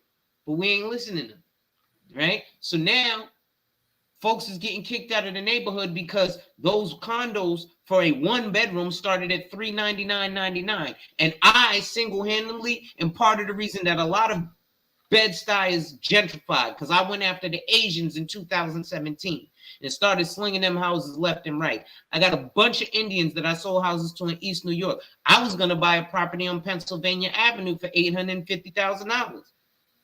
Only reason I didn't do it because the person who had the down payment, which was my mother-in-law, got cold feet. But now that she retired from Morgan Stanley, I'm the person who she rolled her retirement account over with. Right? I can't talk to most people about the levels of stuff. I got brothers who are passport bros from here who want to go overseas. But you know what? He's a real passport bro because he's not just doing fake stuff. We put together a large plan. First things first, he came to me, $1,000 a month on his life insurance. But again, there's a problem with things like paying for life insurance for your whole life. Most people don't know you don't have to pay for whole life insurance for your whole life. I got him set up in a 10-year plan. He's only putting $120,000 into that policy, $12,000 a year. Then he sold a house, got $500,000 profit. We put that away, right? But I can't talk about investing with people until they come to me with substantial money. If you really go to Charles Schwab, if you really go to Fidelity, if you really go to Vanguard and you sit with one of their advisors, I think I put up a picture on my Instagram from a buddy of mine who is currently interning at Charles Schwab. They have an option where you can pay a $0 advisory fee and you can put in $5,000. You ain't gonna get shit from it. They also have one where it's $300 and $30 a month, which is the fee I ironically enough started to charge, which people are telling me, advisors are like, bro, you don't charge enough. And I was like, bro, I thought I was overcharging, because when I go to my people and be like, I charge $300, oh man, $300. Meanwhile, when they suck all ass homeboy be like, hey, I got a tattoo party. Oh God, right now I got $2,000 for some wings. And then they go get a fucking fucked up pair of wings tattooed on them. Yeah. Right? Yeah. Again, I done dropped everybody down. I'm sorry, y'all. I ain't mean to hijack. All good, man. You know what? I'm gonna hijack your squat right now. You better not say the word. So I just no, but in a way, but you know, it's good that we had information like that, y'all. Because let's be honest here. You know, each of y'all bringing up great points. Out of respect to y'all channel, I want y'all to see my face when I say this. But out of respect, even what y'all saying is all correct. How many people is coming to see y'all? Not that many. And this is lifetime information, y'all, that we could benefit, no matter if you're single, no matter you're in a relationship or you're married or something like that, or you never know. Probably some is misinformed. You can go to them and you get the right information. But Honoré don't know what he's talking about. or y'all don't know what you're talking about. And this is important. This is very, very important. This is the question I want y'all to continue. I want y'all to continue to answer this to. The question is, do we want to be better? Do you want your family to be better? Matter of fact, your self-reliance of yourself. Do you want your soul to be cleansed out of negativity so you can live better of all shape? I'm talking about spiritual, emotionally, cultural, whatever you name it. Do you want to do that? Do we have foresight for that?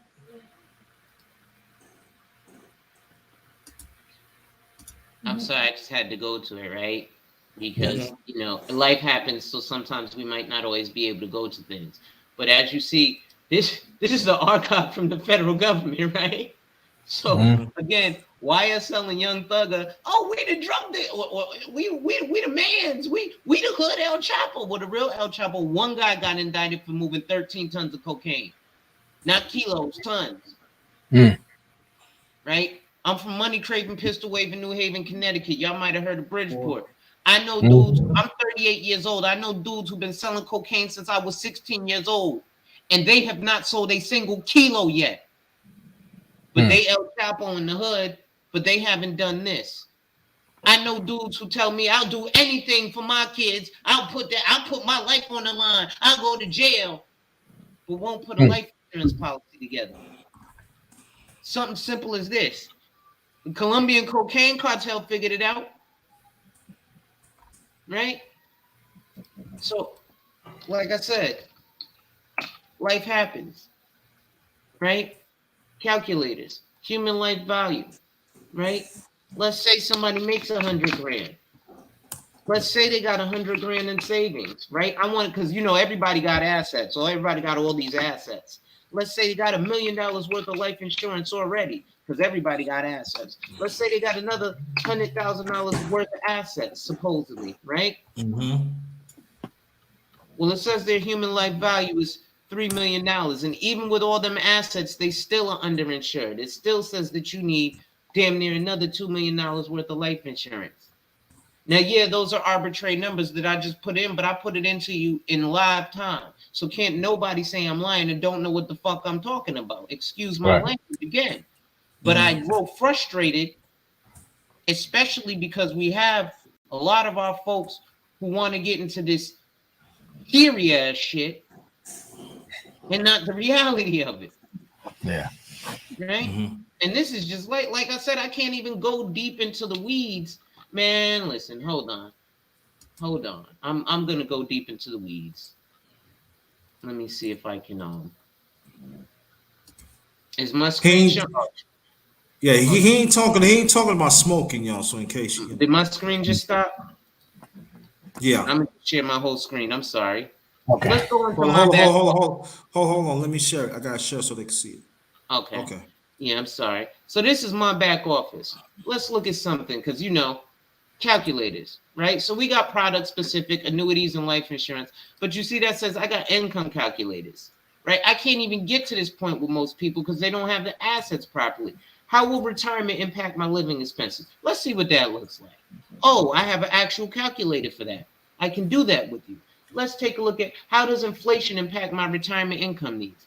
Oh, I have an actual calculator for that. Okay, current income. How much do I need for emergencies? Well, wait, taxes and debt.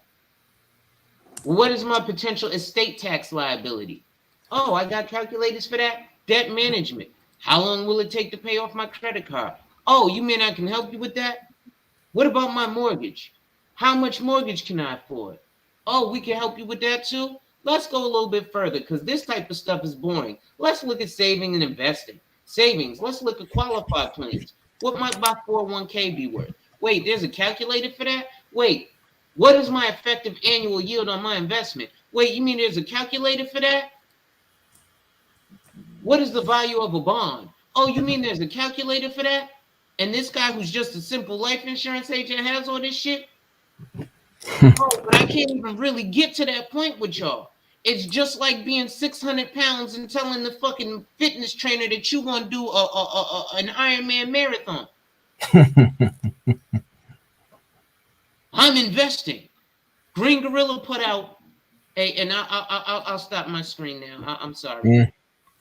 Green Gorilla put out a video that showed equities and ownership of equities and mutual fund by race from quarter 4 1990 to quarter 4 2020. In quarter 4 1990, blacks had ownership of equities and mutual funds of 0%. In quarter 4 1995, blacks had ownership in equities and mutual funds of 1%. Can I ask you guys to take an educated guess of what you think ownership of equities and mutual funds by blacks was in quarter 4 2020?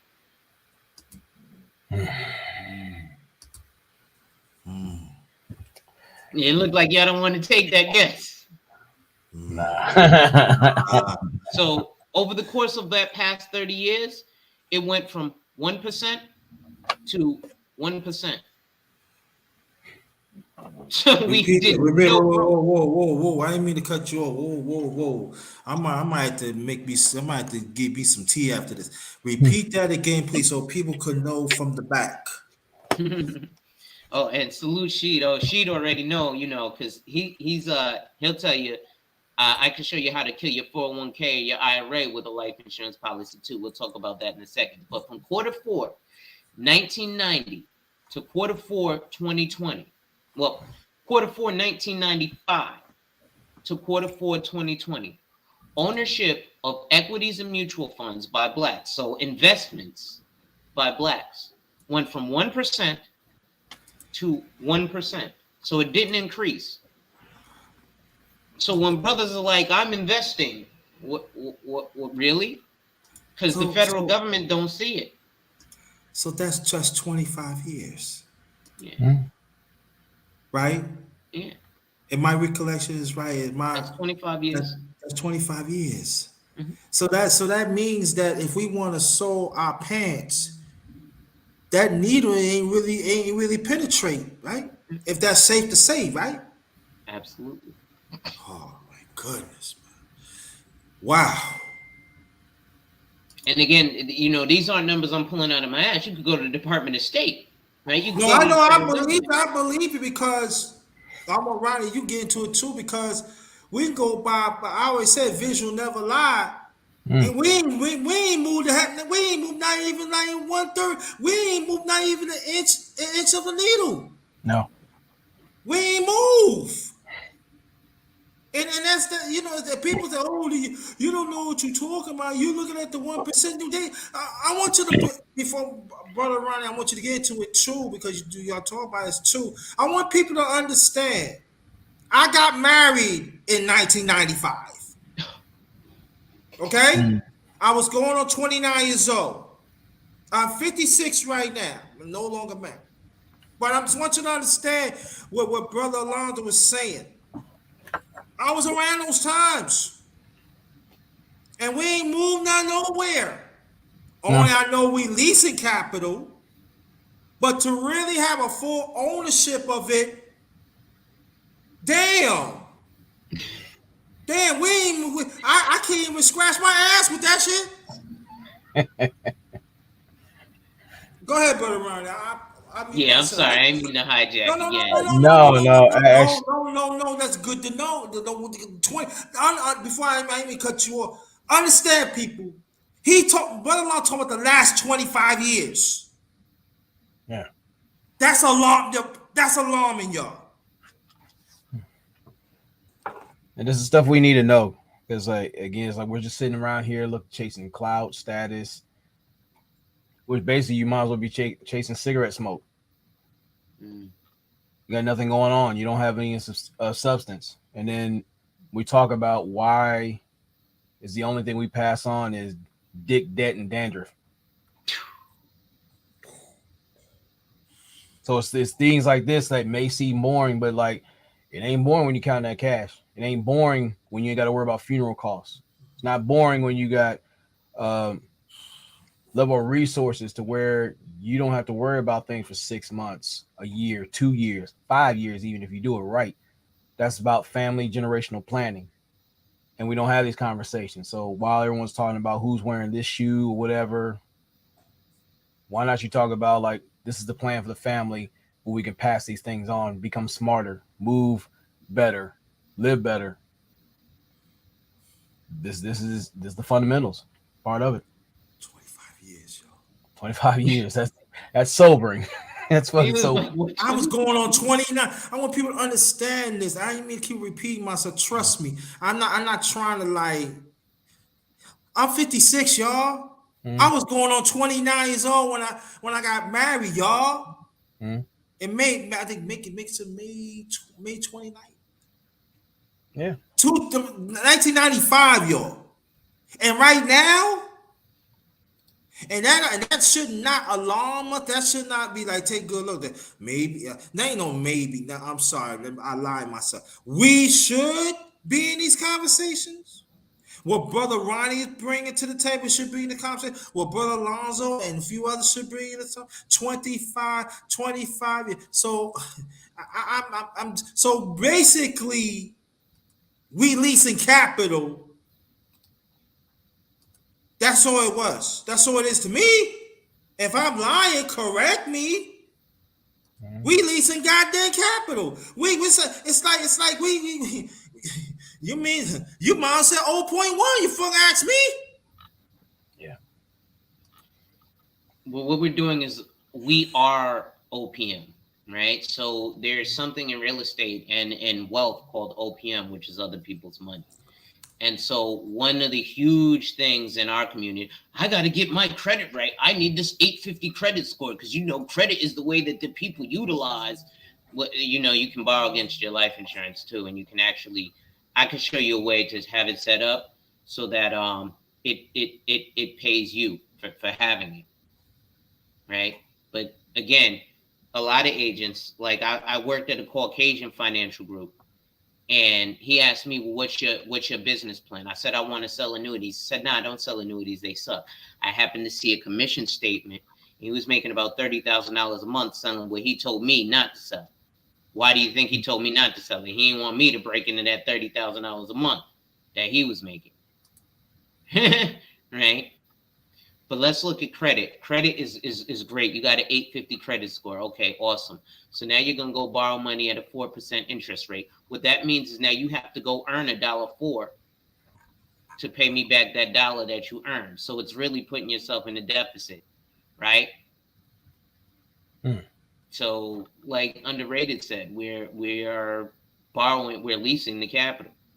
We are the capital. We are the OPM. Because everybody, I got to get my credit. And don't get me wrong. Ain't nothing wrong with having your credit right, but you use it for proper purposes.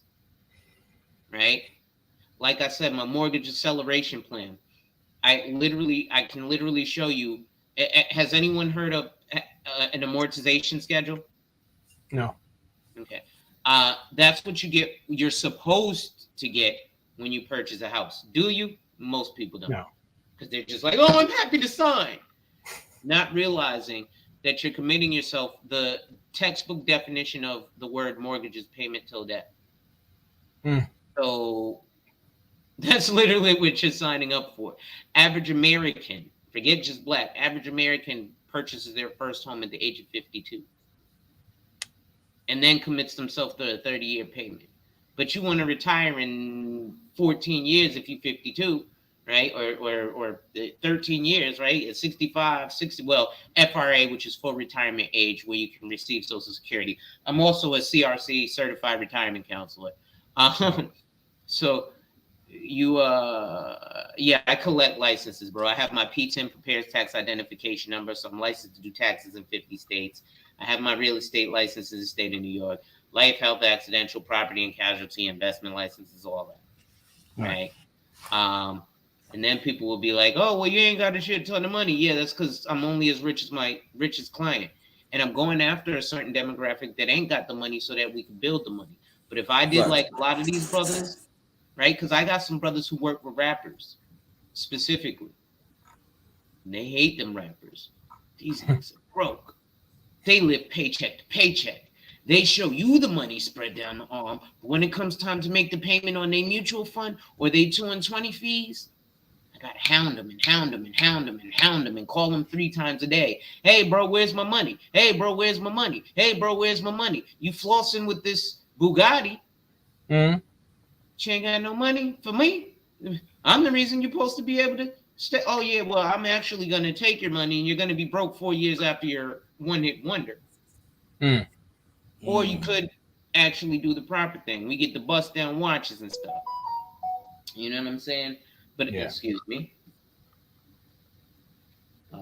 Yeah, good. But also, Ronnie, I want to get into it too, and also, Brother Alonzo, tell people why fitness is so important in our community, especially Black men. I'm not saying Black women is not included, because it is. Tell the people why it's so important that you show people get into shape. Why it's so important. It could be life changing, because also that conversation is not being mentioned. I mean, mentioned on this channel. Okay. Yeah. Well, a compliment to what Alonzo's been saying. He's talking about financial fitness. That part. There's a lot of people who are financially fucked up. But when it comes to your physical fitness, it goes into your mental health. Having a personal trainer that's kind of a sense like a counselor, to where you can start channeling that anger properly. Like, and again, it's an investment financially into what you put into your body, and just the cost of service of maintaining yourself or getting the best of yourself. It's not that much different than what Alonzo's been saying. It's about knowing what you're doing, what you're putting into your account, what you're putting in your pocket. Really goes into your yourself. That goes into your mental health as well. Because when you're broke, I have not seen too many people happy being broke. I haven't seen it. Yeah, and so it's very important that and I have to say this, that we got to get back into multitask being better. Oh, it's a good look, not just financially but physically, when you're fit in those areas. Yes, and When it you talk goes about, hand in hand. and then getting the family together to see the importance of all these different things. As men, we're supposed to be the figureheads of these things at the forefront, because we're talking about being men, about not just financial fitness, physical fitness. Learn about self-defense, learn about situational awareness, body language, learn how to negotiate. Things like this is like many things we have to juggle, but once you're able to move around effectively like that, you get a whole lot done. You're able to network, you're able to move more efficiently than most dudes, because most people know how to floss and draw negative attention towards them. It's different when people can glean information from you and then use that information to make their families better. That's what helps turn our communities from ethnic outposts to actual functioning, thriving communities, to where we don't have to rely on police to do the job that we can do. We can have neighborhood watches. We can have things to where your neighbors, how they're moving, and you guys have a vested interest to protect your assets as a collective. But that's just me thinking. No, that's good though. No, that's good. That's good. That's very good. That's good. Very good. It goes hand. I didn't mean to cut you off, Brother Ronnie. My apologies. No, my apologies. That us men do. And well, Alonzo, And you even always the say health. that though. Why you be hijacking? Man? I mean, I just I'm want to see sorry. these are jokes, yo. No. Go ahead, please. Because I was asking you something about that anyway 2 months ago. I want you to bring that up. I'm glad you brought that Yeah. up. Go ahead. So actually, what Ronan was talking about the health is very, very important, right? Because, for example, let's talk about me, right? Like, because people that I don't have life insurance. What? But you sell it. Well, there's a reason I don't have life insurance.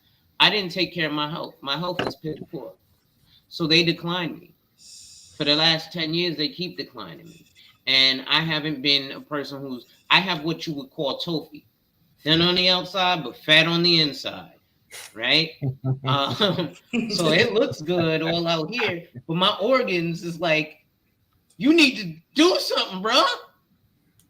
So what Ronan is talking about your health is very important.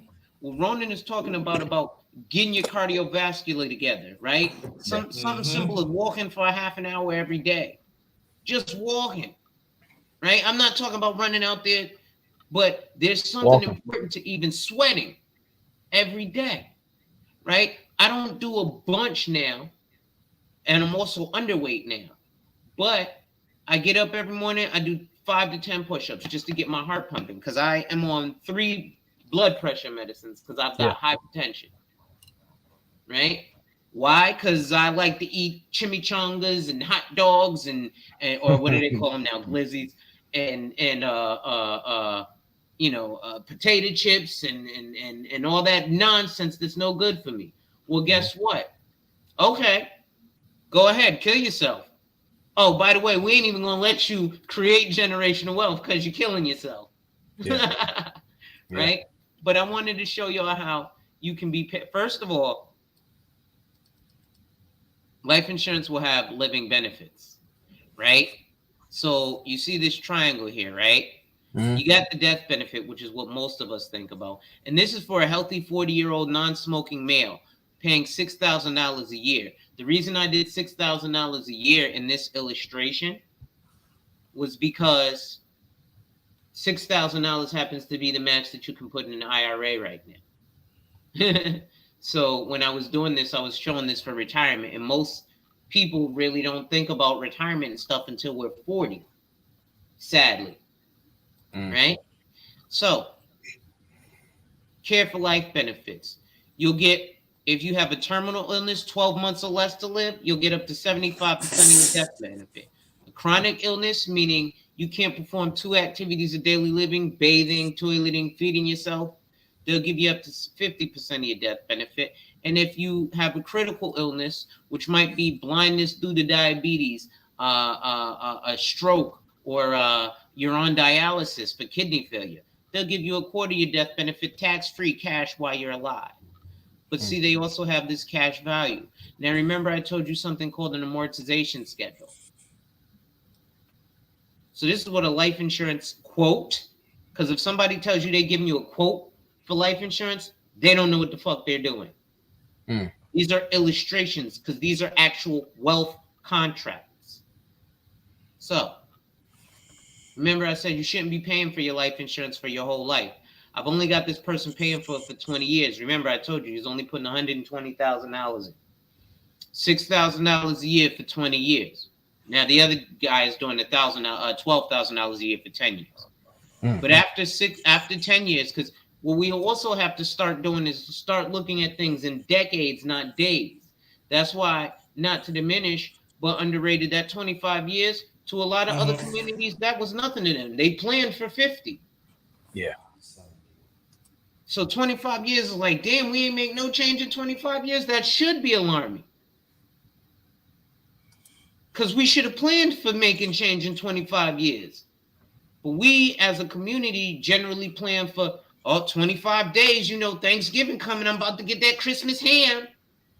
That's what it's 71 days until tax time. We know that. Yeah. Right? What's my ROI? I can get 10% according to somebody, but they don't tell you about the capital gains taxes, the 2 and 20 fees, and all this other stuff. So that 10% ends up being a menial. The average rate of return on the S&P 500 is 10.3%. And that's the whole index. Your average rate of return on a time horizon investment, because most people, when they talk about investing, don't even know what a time horizon is. That means when you get out, which is usually 20 years is the average time horizon on investments. Go to Google, don't believe me. Ask Warren Buffett, don't believe me. But your average time horizon is 20 years. And your average return is 10%. That's over the course of 20 years. So motherfuckers telling you you're going to go into some fund and get 10% a year, fucking lying. That is. So I'm not going to go through all of these, figures, but let's look at the fact that 60,000 at the end of 10 years, you've got access to borrow against 55,000. Let's look at the end of 20 years. You put in 120,000, but you have access to borrow against, or should you cancel the policy and get your money back? Ronan, I want you, because I don't want people to think I'm pulling this out of my ass. Can you read this number I just highlight here? $164,806. But you came out of your pocket $120,000. Yeah. So if I do my calculator, that means that the life insurance company paid you $44,000 to make sure that when you die, your family gets $315,000. That's what that looks like to me. That's what it looks like. Right? But again, he gonna stop paying at age 60, right? He gonna stop paying. So now, age 65, we're gonna start taking a systematic withdrawal. Did you know that you can get systematic withdrawals and be paid from your life insurance cash value? You don't have to borrow against it or cancel the policy. Nobody told you that, did they? No. They don't want you to learn these strategies. Right? This is why people don't come to me, because I tell them the fucking truth, and then it sounds too good to be true, and then they go to the agent who blows smoke up their ass and says, buy a term policy and put $25 a month in the mutual fund. You feel real good because you think you're putting 20. That's like me if I go to the gym right now, like dudes will go to the gym. Yeah, let me get up under this bench press. Yeah, man, I put up 225, but you ripped your fucking shoulders, and now you're never gonna be able to work for the rest of your life. Yeah. There's levels to it. So you see this negative 10,000. So that means that they're paying you $10,000 per year because you only paid $6,000 per year from the policy from age 66 to 75. I just did a short 10-year period. So you took 100 grand out of the policy. So your death benefit went down a little bit, but now you're 76. What does that death benefit say there, Ronan? 239,620. And this is the cash value that you have, and that's $223,943. But you've only put 120,000 into it and took 100,000 out. So technically, you only put 20,000 into it. Yeah. Yeah. Life insurance. We don't need all that other shit. Well, I was gonna say about. I was gonna say real quick, like as far as with the health too, is like when it comes down to it, if you don't take care of your health, it's gonna eat away at your wealth. You think about the hospital fees and all those nonsensical expenditures and whatnot. Then you add on the death expenditures there. Then you're talking about the generational stuff you pass on, things like far as like heart disease, diabetes, all that stuff. It's costly. It doesn't just cost you, it costs a generation and then some until you address it. I went to the hospital 3 times for diabetic ketoacidosis. Each time it cost me $80,000. Right? You know what would have been a hell of a lot cheaper? Yeah. Going to Dwayne Reed and getting that expensive $10 salad. Yeah. Right? Yeah. Yeah. So even further, man, there's so much, like I said, you got to qualify for it with your health. But, you know, there's so many strategies with this stuff that they ain't even teaching us that, like, why do I need an investment in equity? Because it goes up and down. See, this type of policy, this is an investment grade life insurance. This ain't regular whole life, right? I got to kind of break that down for you too, right? Because most people ask the same question. What's the difference between term and whole life? A huge difference. Let's first look at term, because term insurance is like saying, go eat an apple. Well, what kind of apple? Am I eating Golden Delicious or Granny Smith? Right? So when you look at term insurance, you have level term, which means the death benefit stays the same. Increasing term, which means the price goes up, but the death benefit stays the same. Decreasing term, which means the price stays the same, but the death benefit goes down. Usually that's called mortgage protection life insurance. Annual renewable, where every year the price goes up. Convertible, because all term insurance is convertible, meaning that there's a point where you can turn portion or all of that term policy to a permanent policy. FYI, and this is insurance as a whole, only 26% of life insurance policies pay out, often because people don't tell their beneficiaries that they have a policy. Especially in our community, I have people, well, can I get a policy but not tell my beneficiary? Sure. Can you go to work and your boss tell you he doesn't, and your boss not tell you he has a check for you? You ain't gonna get the check if he don't tell you he got a check for you, right? I'm not talking about your regular check, but he got this here bonus check for you, right? And this bonus check, the only way you're going to get it is if you know about it. But hey, Ronan, I got a bonus check for you. I ain't going to tell you. And underrated's like, why didn't you get your bonus check? What are you talking about? You ain't know that you had a bonus check? No. Yeah, Lonzo said he had a bonus check for you. He didn't tell me. Yeah, he said if you don't come get it by tomorrow, he's gonna throw it away. Well, why are you telling me this yesterday? Because he's out of town. Now I can't go see him tomorrow to get this bonus check that he ain't never tell me about. You know? But back to the health, man. Again, you got to qualify for this stuff with your health. Right? You pay, and then the healthier you are, like one of my clients, he was so healthy because you remember the insurance company is gambling on you. They betting on your life. That's why they won't give me insurance. They like, nah, bro, you gonna die. So we don't want to pay that out too soon. We're not gonna make enough off of you by the time you die. They figure out they didn't expect me to make it to 40, and I haven't yet. I'm 38. I don't know if I'll make it to 40. But I'm gonna do things now, like Ronan said, to turn that around, to get my health right. Like you said, just walking, bro. Yeah. Right? You know, doing those calisthenics, maybe do some, you know, and I see you doing the exercises with the weights and everything, right? And you like, yo, I'm ready to quit. It hurts. It's painful. You want to stop. You want to quit. And that's when you keep going. So you keep going. And you got a personal trainer to push you forward. And it's like most time I said, as far as the mental part, usually when you have a fucked up day or going through something like that, you can't afford to sit there and lift angry because you might do something wrong and really put some risks on you. So now you're just like, okay, look, they sit there and help channel that stuff, get you on point, and you start moving better, thinking better. You can talk things out, things of that nature. So it's again, it's like you go to the barbershop, you get that counseling, you get that leadership, and you have the right personal trainer that works for you. It's beneficial.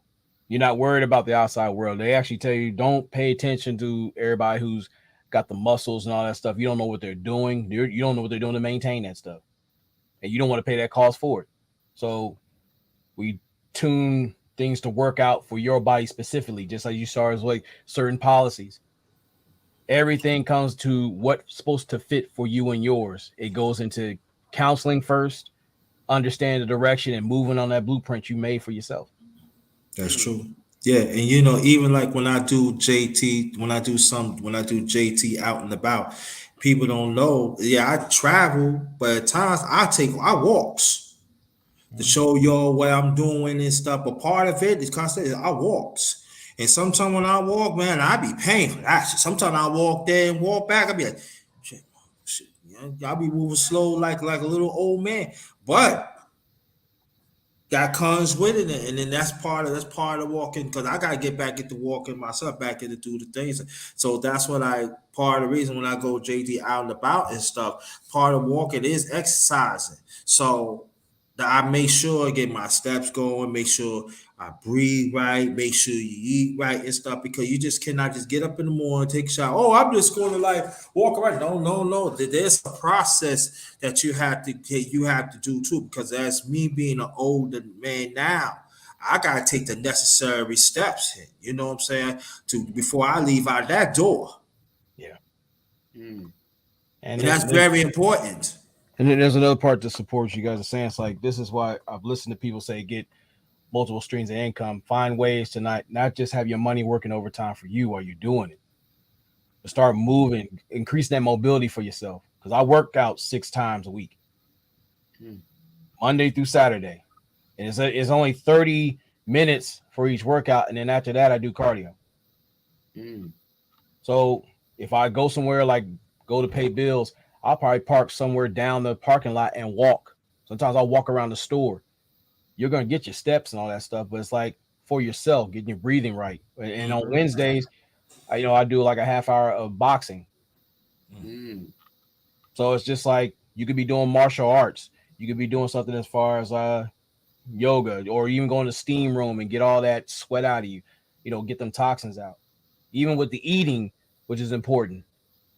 I go from eating all that junk food and all that goofy stuff. I eat more salads, some with chicken, some without it.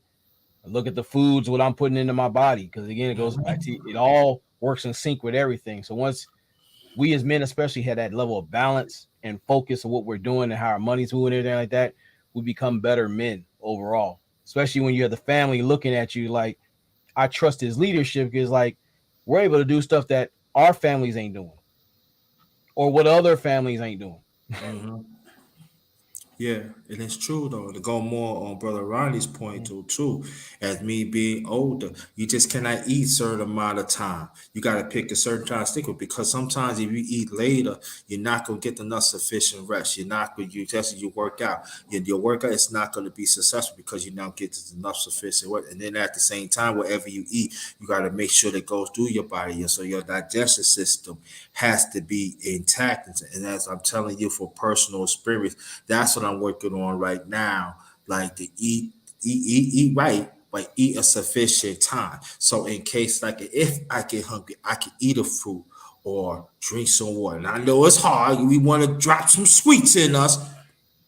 Give and take. We do it as black people. Come on, we got to keep it real. But we have to discipline. So I know for me, I have to discipline. Like me, like ever since I've been with the miss and stuff like that. She make sure you come up, hey, drink some water. I drink some water and stuff. Like during the night, matter of fact, after I've had some breakfast, in a few minutes, about that time, I drink some water.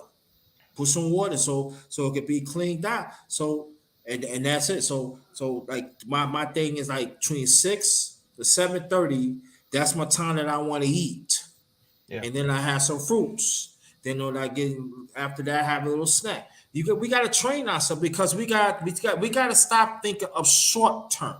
We got to think of long term. You want to, people say, we, especially as black men, we don't care. We live like 50, 60 years. That's enough for us. No, but how about you want to add on 30, 40 years, or even beyond that? To be young. Yeah, that's 65. That's young. My dad died at 46.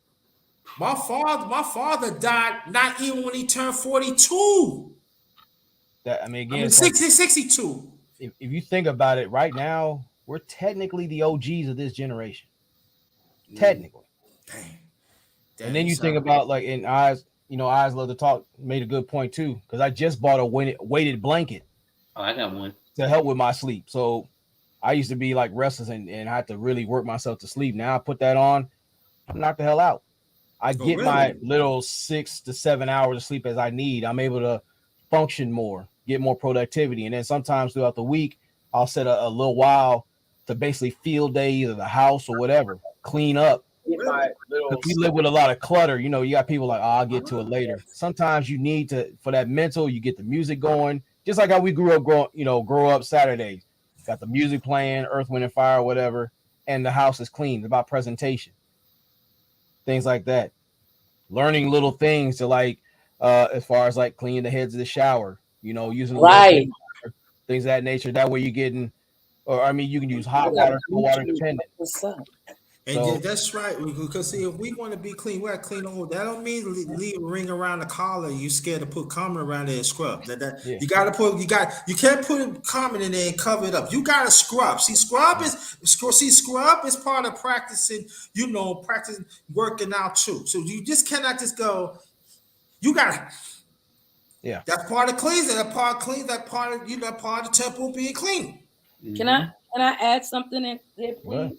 Go ahead, sure. Go ahead. As my own experience, I don't know about everybody else, but I think that going to sleep is also, if y'all haven't mentioned that, at a good time.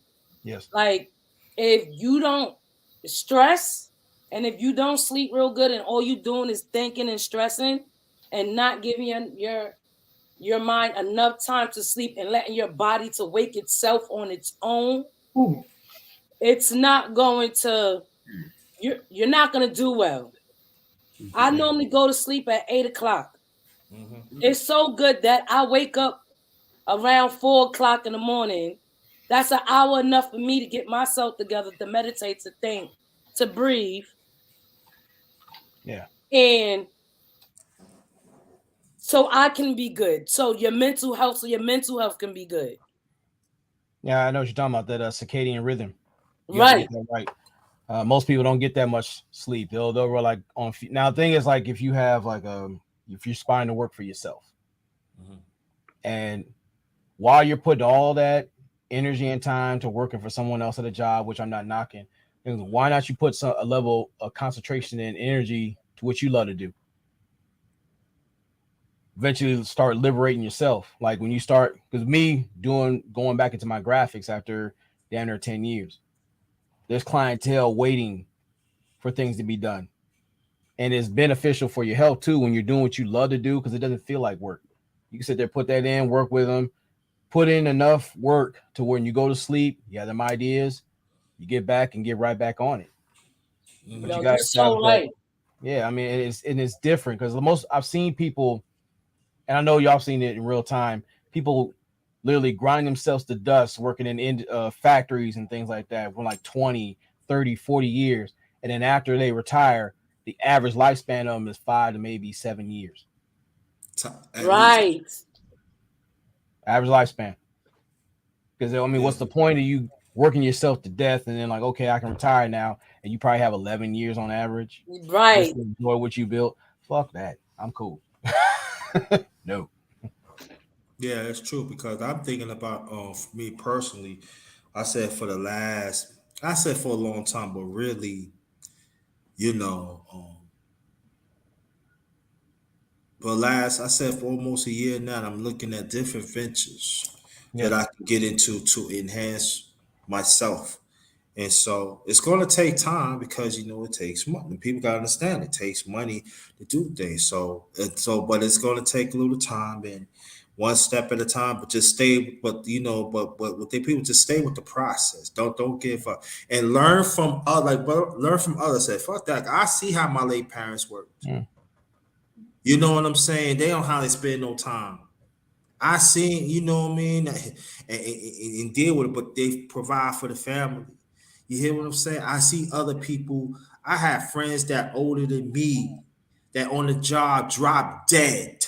Yeah. There's one dropped dead last year on the last day. When he retired, drop dead, yo. Yeah. Understand what I'm saying? Drop dead because he worked two jobs. The first job he worked here since he was a teenager. Drop dead on his retirement. Yeah. Didn't live Drop long enough to dead. enjoy retirement. Yeah. That should be alarming, y'all. And this is I what I don't was understand. I was saying to Alonzo, Good. they need to start teaching what you're saying in high school for the young kids, because the younger they learn this information you gave, the more better they'll be at it. Instead of waiting until we're 50 years old to get a house, they'll be learning it at 19, 20 years old. Like The my only son. I'm sorry. Go ahead. The only difficulty is they generally won't allow us in there. They know why.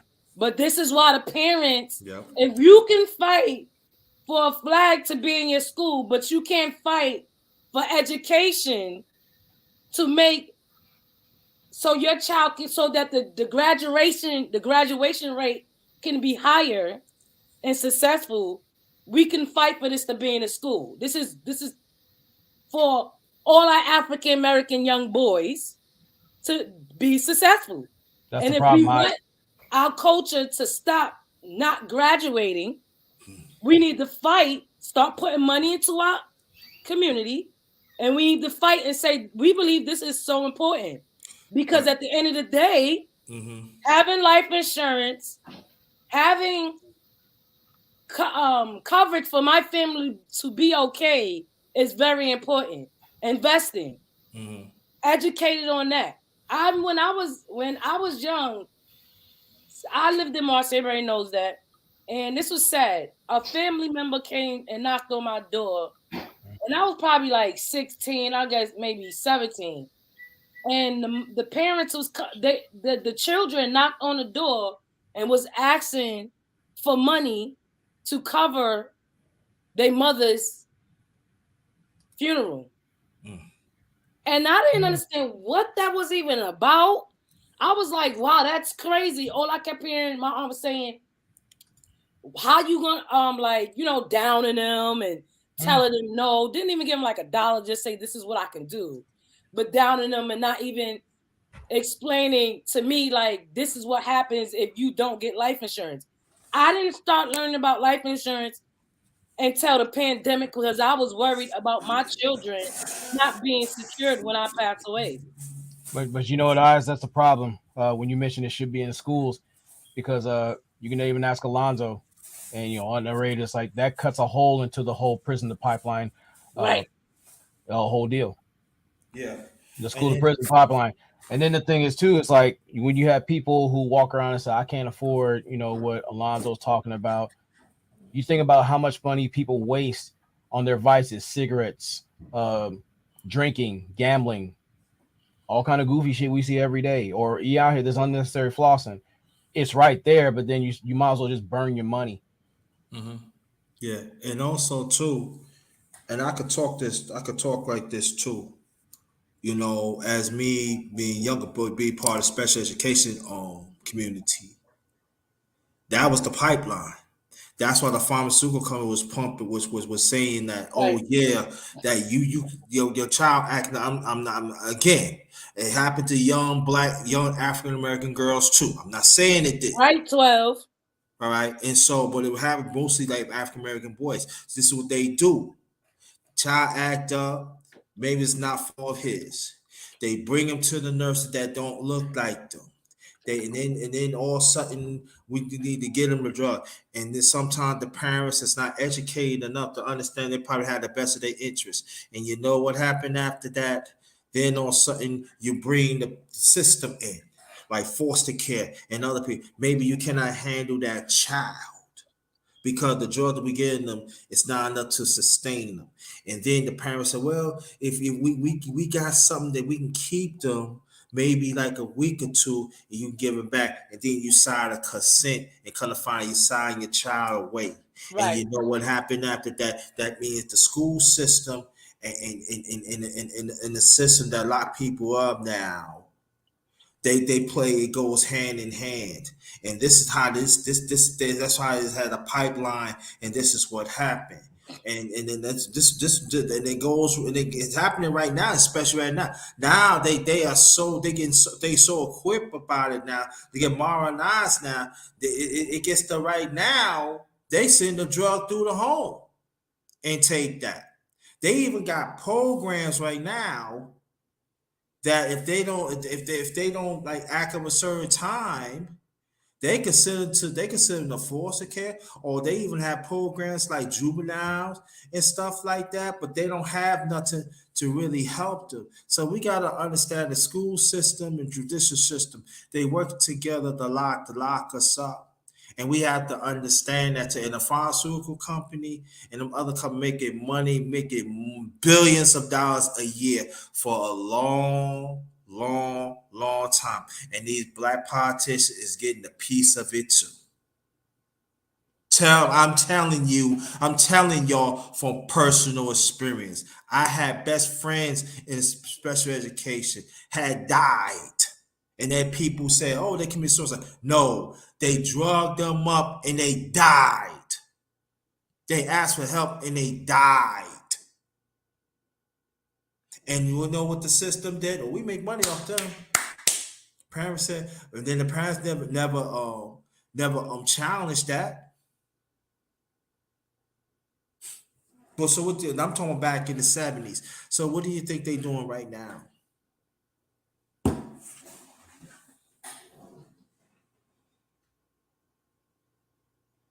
I don't know if Brother Alonso's still there because I know he taking calls and stuff. Yeah, Oh, sorry about that. I had to handle some business. That's all right. That's all right. It's sad.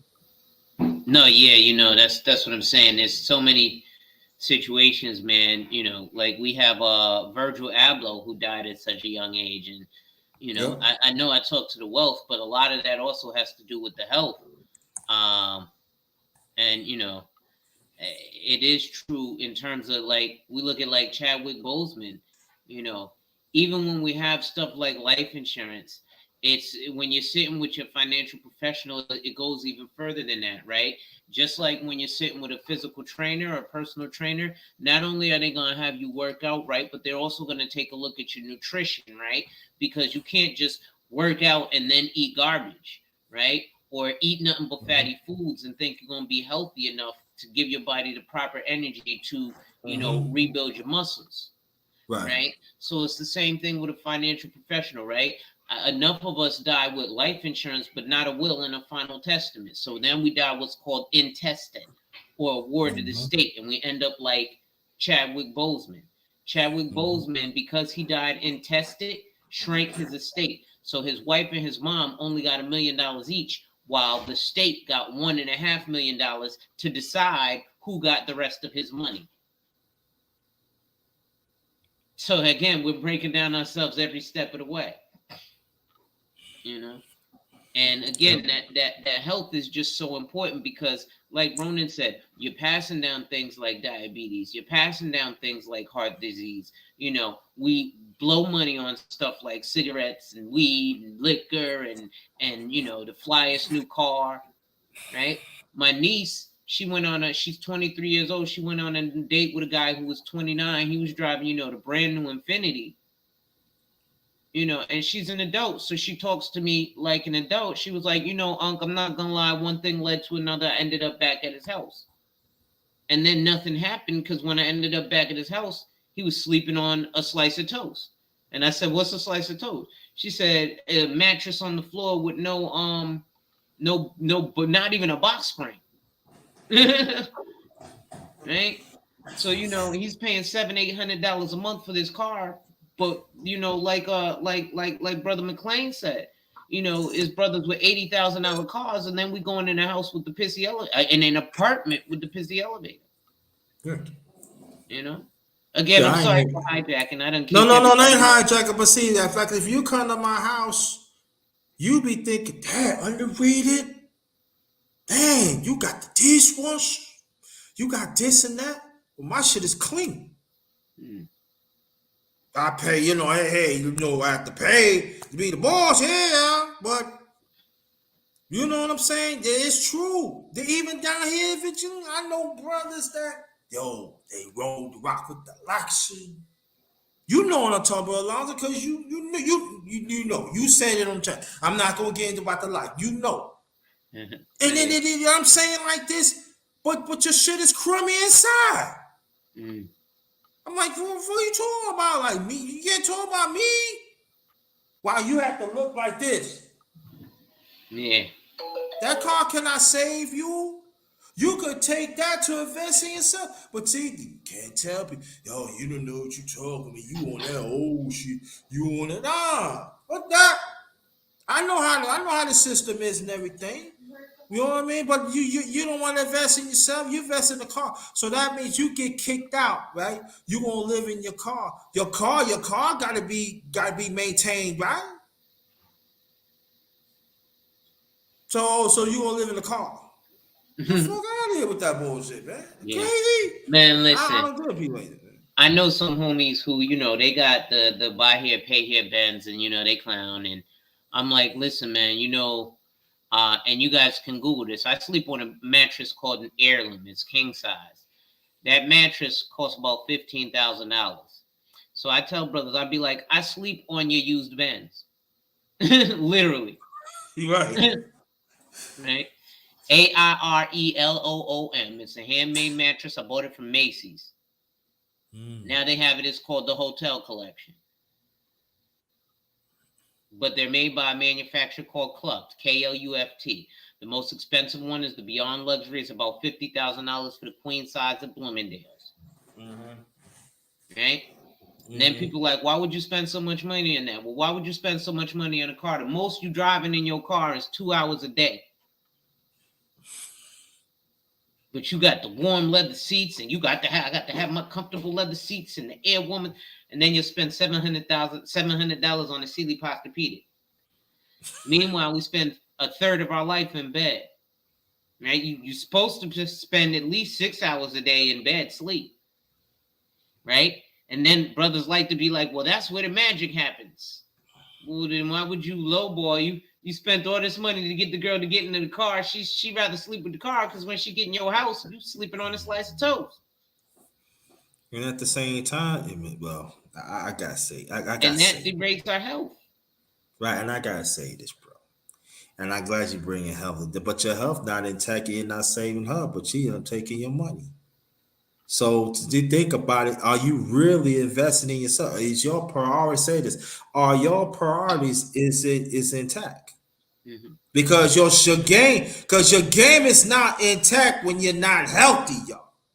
When you're not financially straight, y'all. Your game not. So all this it's not intact because you're not healthy. You're not financially straight. So you think, I'm talking about as a man.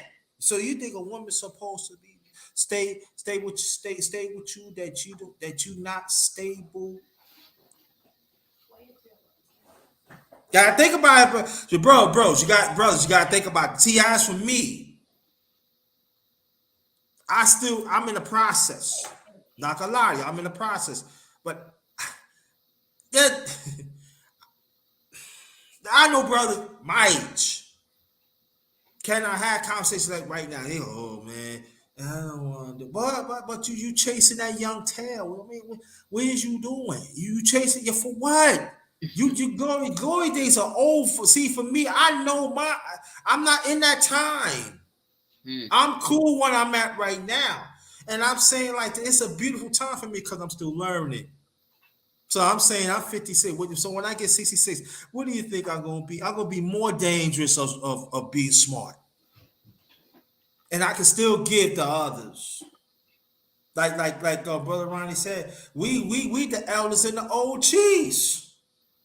I'm an OG plus an elder. So this is the part that people fail to understand. Now I'm going to get into that. I talk about it in the past, but I have to get into that in the past because of me is not being mentioned. Where the elder, when I become an elder, where the elder's going to help me to really be an elder. So that means that be on a job training plus being an OG, being the OG and help. That's hard enough. But now I'm moving up in age, being an elder. Where the elder's going to help me? And they not around. So that means that I got to speed it up. But that's unfair to me or anybody else. But I gotta do it because I want to help people. So that means on the elders, I'll be on the job train when I'm OG. Why it's gotta be like that? But it is. And even you too. That's the way it is. Oh, by the way, when you mentioned water, that's why I had to go off camera. I had to go get me 2 cups of water. This is my 2nd cup. I was like, you know what? I need some water in my life. yeah. I gotta give you some water in a few minutes and stuff. But see, that's what I'm saying. But see, that's good though. Yeah. You act on it, right? It's a start. Yeah. You gotta start from somewhere. I got the Poland Spring dispenser. So I went to BJ's and I get the big 5-gallon jugs. It was only like $40, right? And then you pay, I don't know what it is, but we pay every couple of weeks or whatever, and they deliver like 6 the jugs because we go through a lot of water in my house, me and my wife.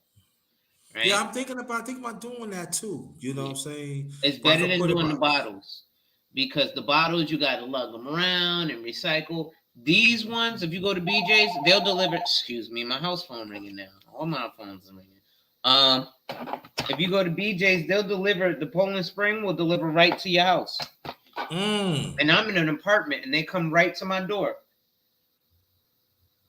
Wow. And then they take the empty bottles and they bring full bottles. If I tell them to bring 6 bottles, they bring 6 of the big water cooler bottles. I got to put it on and off myself, but that's not a problem. And, we go through, in about a month, we go through about 4 of those 5-gallon jugs. So we go through about 1 a week.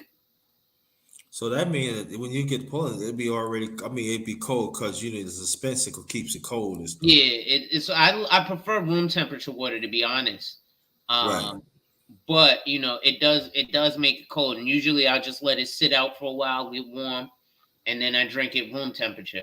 But I don't mind it cold either. I just like, and I need to increase my water intake. There was a point where I want to get back to that. Me and my wife drank nothing but water, because we used to be like, we used to go to the, the Costco or the BJ's and buy the cases of the soda and the cases of the juice. And then, like I said, I had my whole diabetes thing. I got something in my eye. And so I said, you know what? I'm going to change stuff. So we just went to water. And for like 3 months, we realized we didn't drink nothing but water.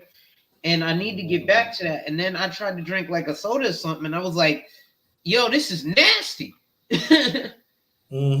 Because I was just so used to water. I don't know why. This the problem with having long eyelashes. Got It's in my eye, watering. But I appreciate it. Again, I'm so sorry for hijacking. I really didn't mean to, but I'm very passionate about this. And no, but it goes hand in hand, bro. Yeah. You think about it, it goes hand in hand. You don't have to keep apologizing. It goes hand in hand. You know what I'm saying? We got to talk about that and everything. I think the thing about this that we talk about this on here, and I have to say this, that us as a people, if you want to be better, you got to engage these conversations. You just cannot say, "Oh, it's too early," or "It's too late," or You got to make time. Yeah. Like, I give you a case in point, y'all. One time, this last month, maybe you don't remember, Alonzo. I said, man, I don't want to do this shit no more. But Bro Alonzo said, no, underrated. You got to keep on doing that. Because if you could reach one and just let me know ahead of time, I will support you. I said, I don't know, Bro Alonzo. This sometime last month on here. Wow. I said, I don't know, Bro Alonzo. Because I want people to understand what I'm saying. This is Morning Real Talk Part-Thrity. So I've been doing this for a while. I started on this channel, then Temporary Losses channel. I continue on my secondary channel. Then I bring it back to this channel.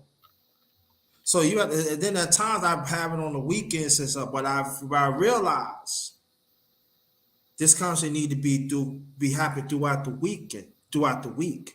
So understand that sometimes when I come here and set up here, I don't feel good. But I know this message had to come out. I'm not saying it to blow my own too. No, it's not about that. But sometimes I don't feel good. But I said, let me set it up, because that information, whatever information comes out, needs to be informed. Because you don't know. Sometimes a person be like, fuck it, I just want to end everything. Fuck. But then we come on here, it can snap. Okay, I got a chance. That's what I do. What I do. Now the miss be saying, you need to take a break. Yeah, I take a break. When I need to take a break, I take a break. But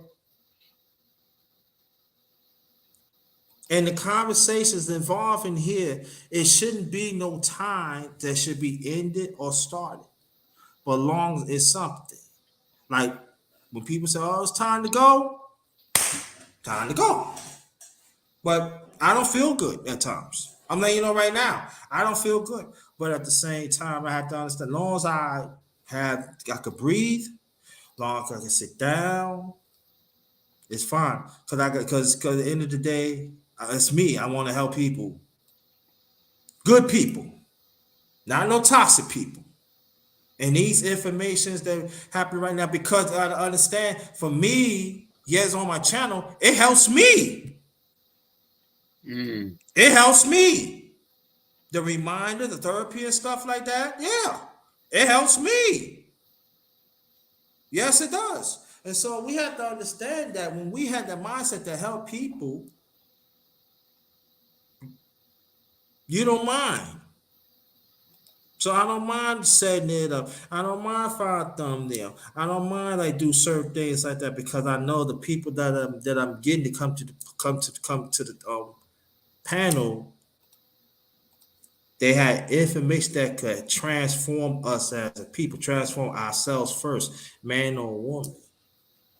And that's what we have to understand, that transform families. So what I'm going to do, I'm going to ask Brother Alonzo to make your last remarks, and I want you to stay right there and make my last remarks. We're gonna close this out. You know, my thing is wipe ass, work in progress every day and see success. And know that when people challenge you, they're not challenging you to challenge you, but they're challenging you to challenge you. So accept the challenge. Salute. Thank you. And also, I usually say my thing, but I'm gonna say it another time. I would say this, y'all. When it comes down to it, there's people say you gotta say his truth or gotta say her truth. But I would say this to y'all that think this way. In life, it comes down for right or wrong. What you gonna pick? But Alonzo, can I hold your hand? I cannot hold your hand. The ones on the panel cannot hold your hand. Even people in the chat cannot hold your hand. I know for me, I gotta be transparent despite my flaws and my imperfections. I want to live. Understand what I'm saying, yo. My father passed away March 23rd, 1989.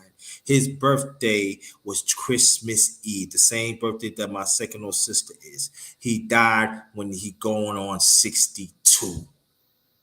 That for March, April, May, June, July, August, September, October, November, December. That's 9 months from his birthday. Understand what I'm saying, people. And I was going on 23 at the time. So understand for me personally, I could talk for anybody. I could talk about personally for me. I have to learn from that in this system, they don't want the black man to live. And I know people don't like when I say this, but it's true. And I'm telling Brother Alonzo, they don't want you to live. They don't want you to be a happy life with your family, with your beautiful wife of yours. They want you to be gone. And I'm not gonna let them to bury me. Hell no. The system ain't gonna bury me. No. You gotta take me out. I'm being honest. You gotta take me out. Because I got a lot for me personally to live for. And now with the missus now is an extra purpose. I have self-purpose, yeah, but it's a purpose. That's why you see me, we travel or we do things together. There is a gradual purpose here. Because a good woman can add great things to your life, yo. Great gifts to your life, man.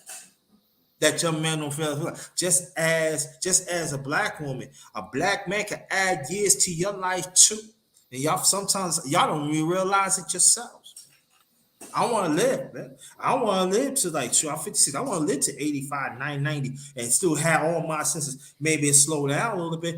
I can go to, hey, man, I remember. You remember? I have to think a little bit.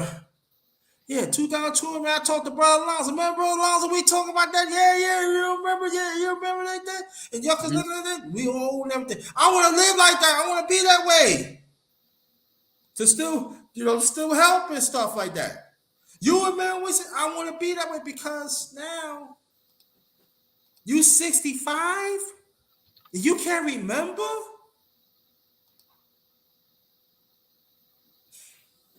Can't be that way, yo. I gotta do something. I gotta keep it pushing.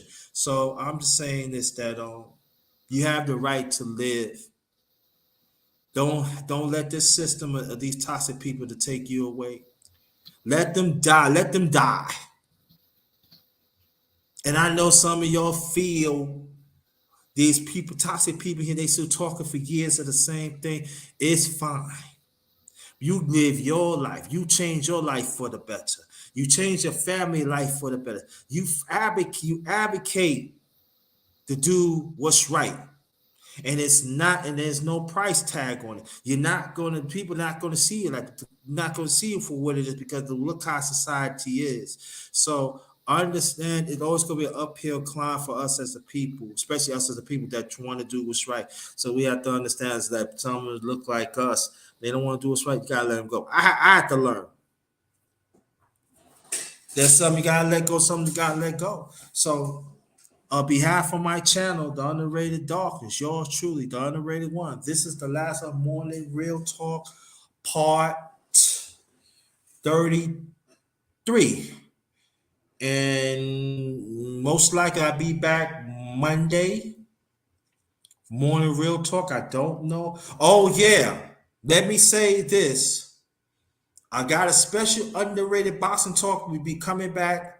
Special one very soon. Brother McLean, confirm it. Okay. If anybody know boxing, the Charlo twins, but I'm not interviewing them. I'm not I'm going the father Charlo and the older Charlo, they're gonna be on this channel very soon. I don't know what day it is. So I gotta check it out with Brother McLean so we could work something out. So that's gonna be an underrated boxing talk on this channel. So I think that'll be like 85 or 86, something like that. But that's gonna be the special one, y'all. So I want you to look out for it. I'm gonna promote it when I find out the definite time for it. I'm gonna promote it, so I'm gonna let you know. I got some other stuff coming, y'all. Some more chop ups too. Like Brother Alonzo Hall, he definitely gonna say come back here to chop it up with me and stuff. I want you to watch out for that, because that's gonna be intriguing and stuff. He gonna let me know of that. And so I want you to watch out for that too. You know, then you gonna talk about finance, you're gonna talk about family, and also he gonna ask me questions about me. And so the chop up is not an interview. We just gonna chop it up as grown people, and he gonna ask me questions. So that's how it is. Engaging.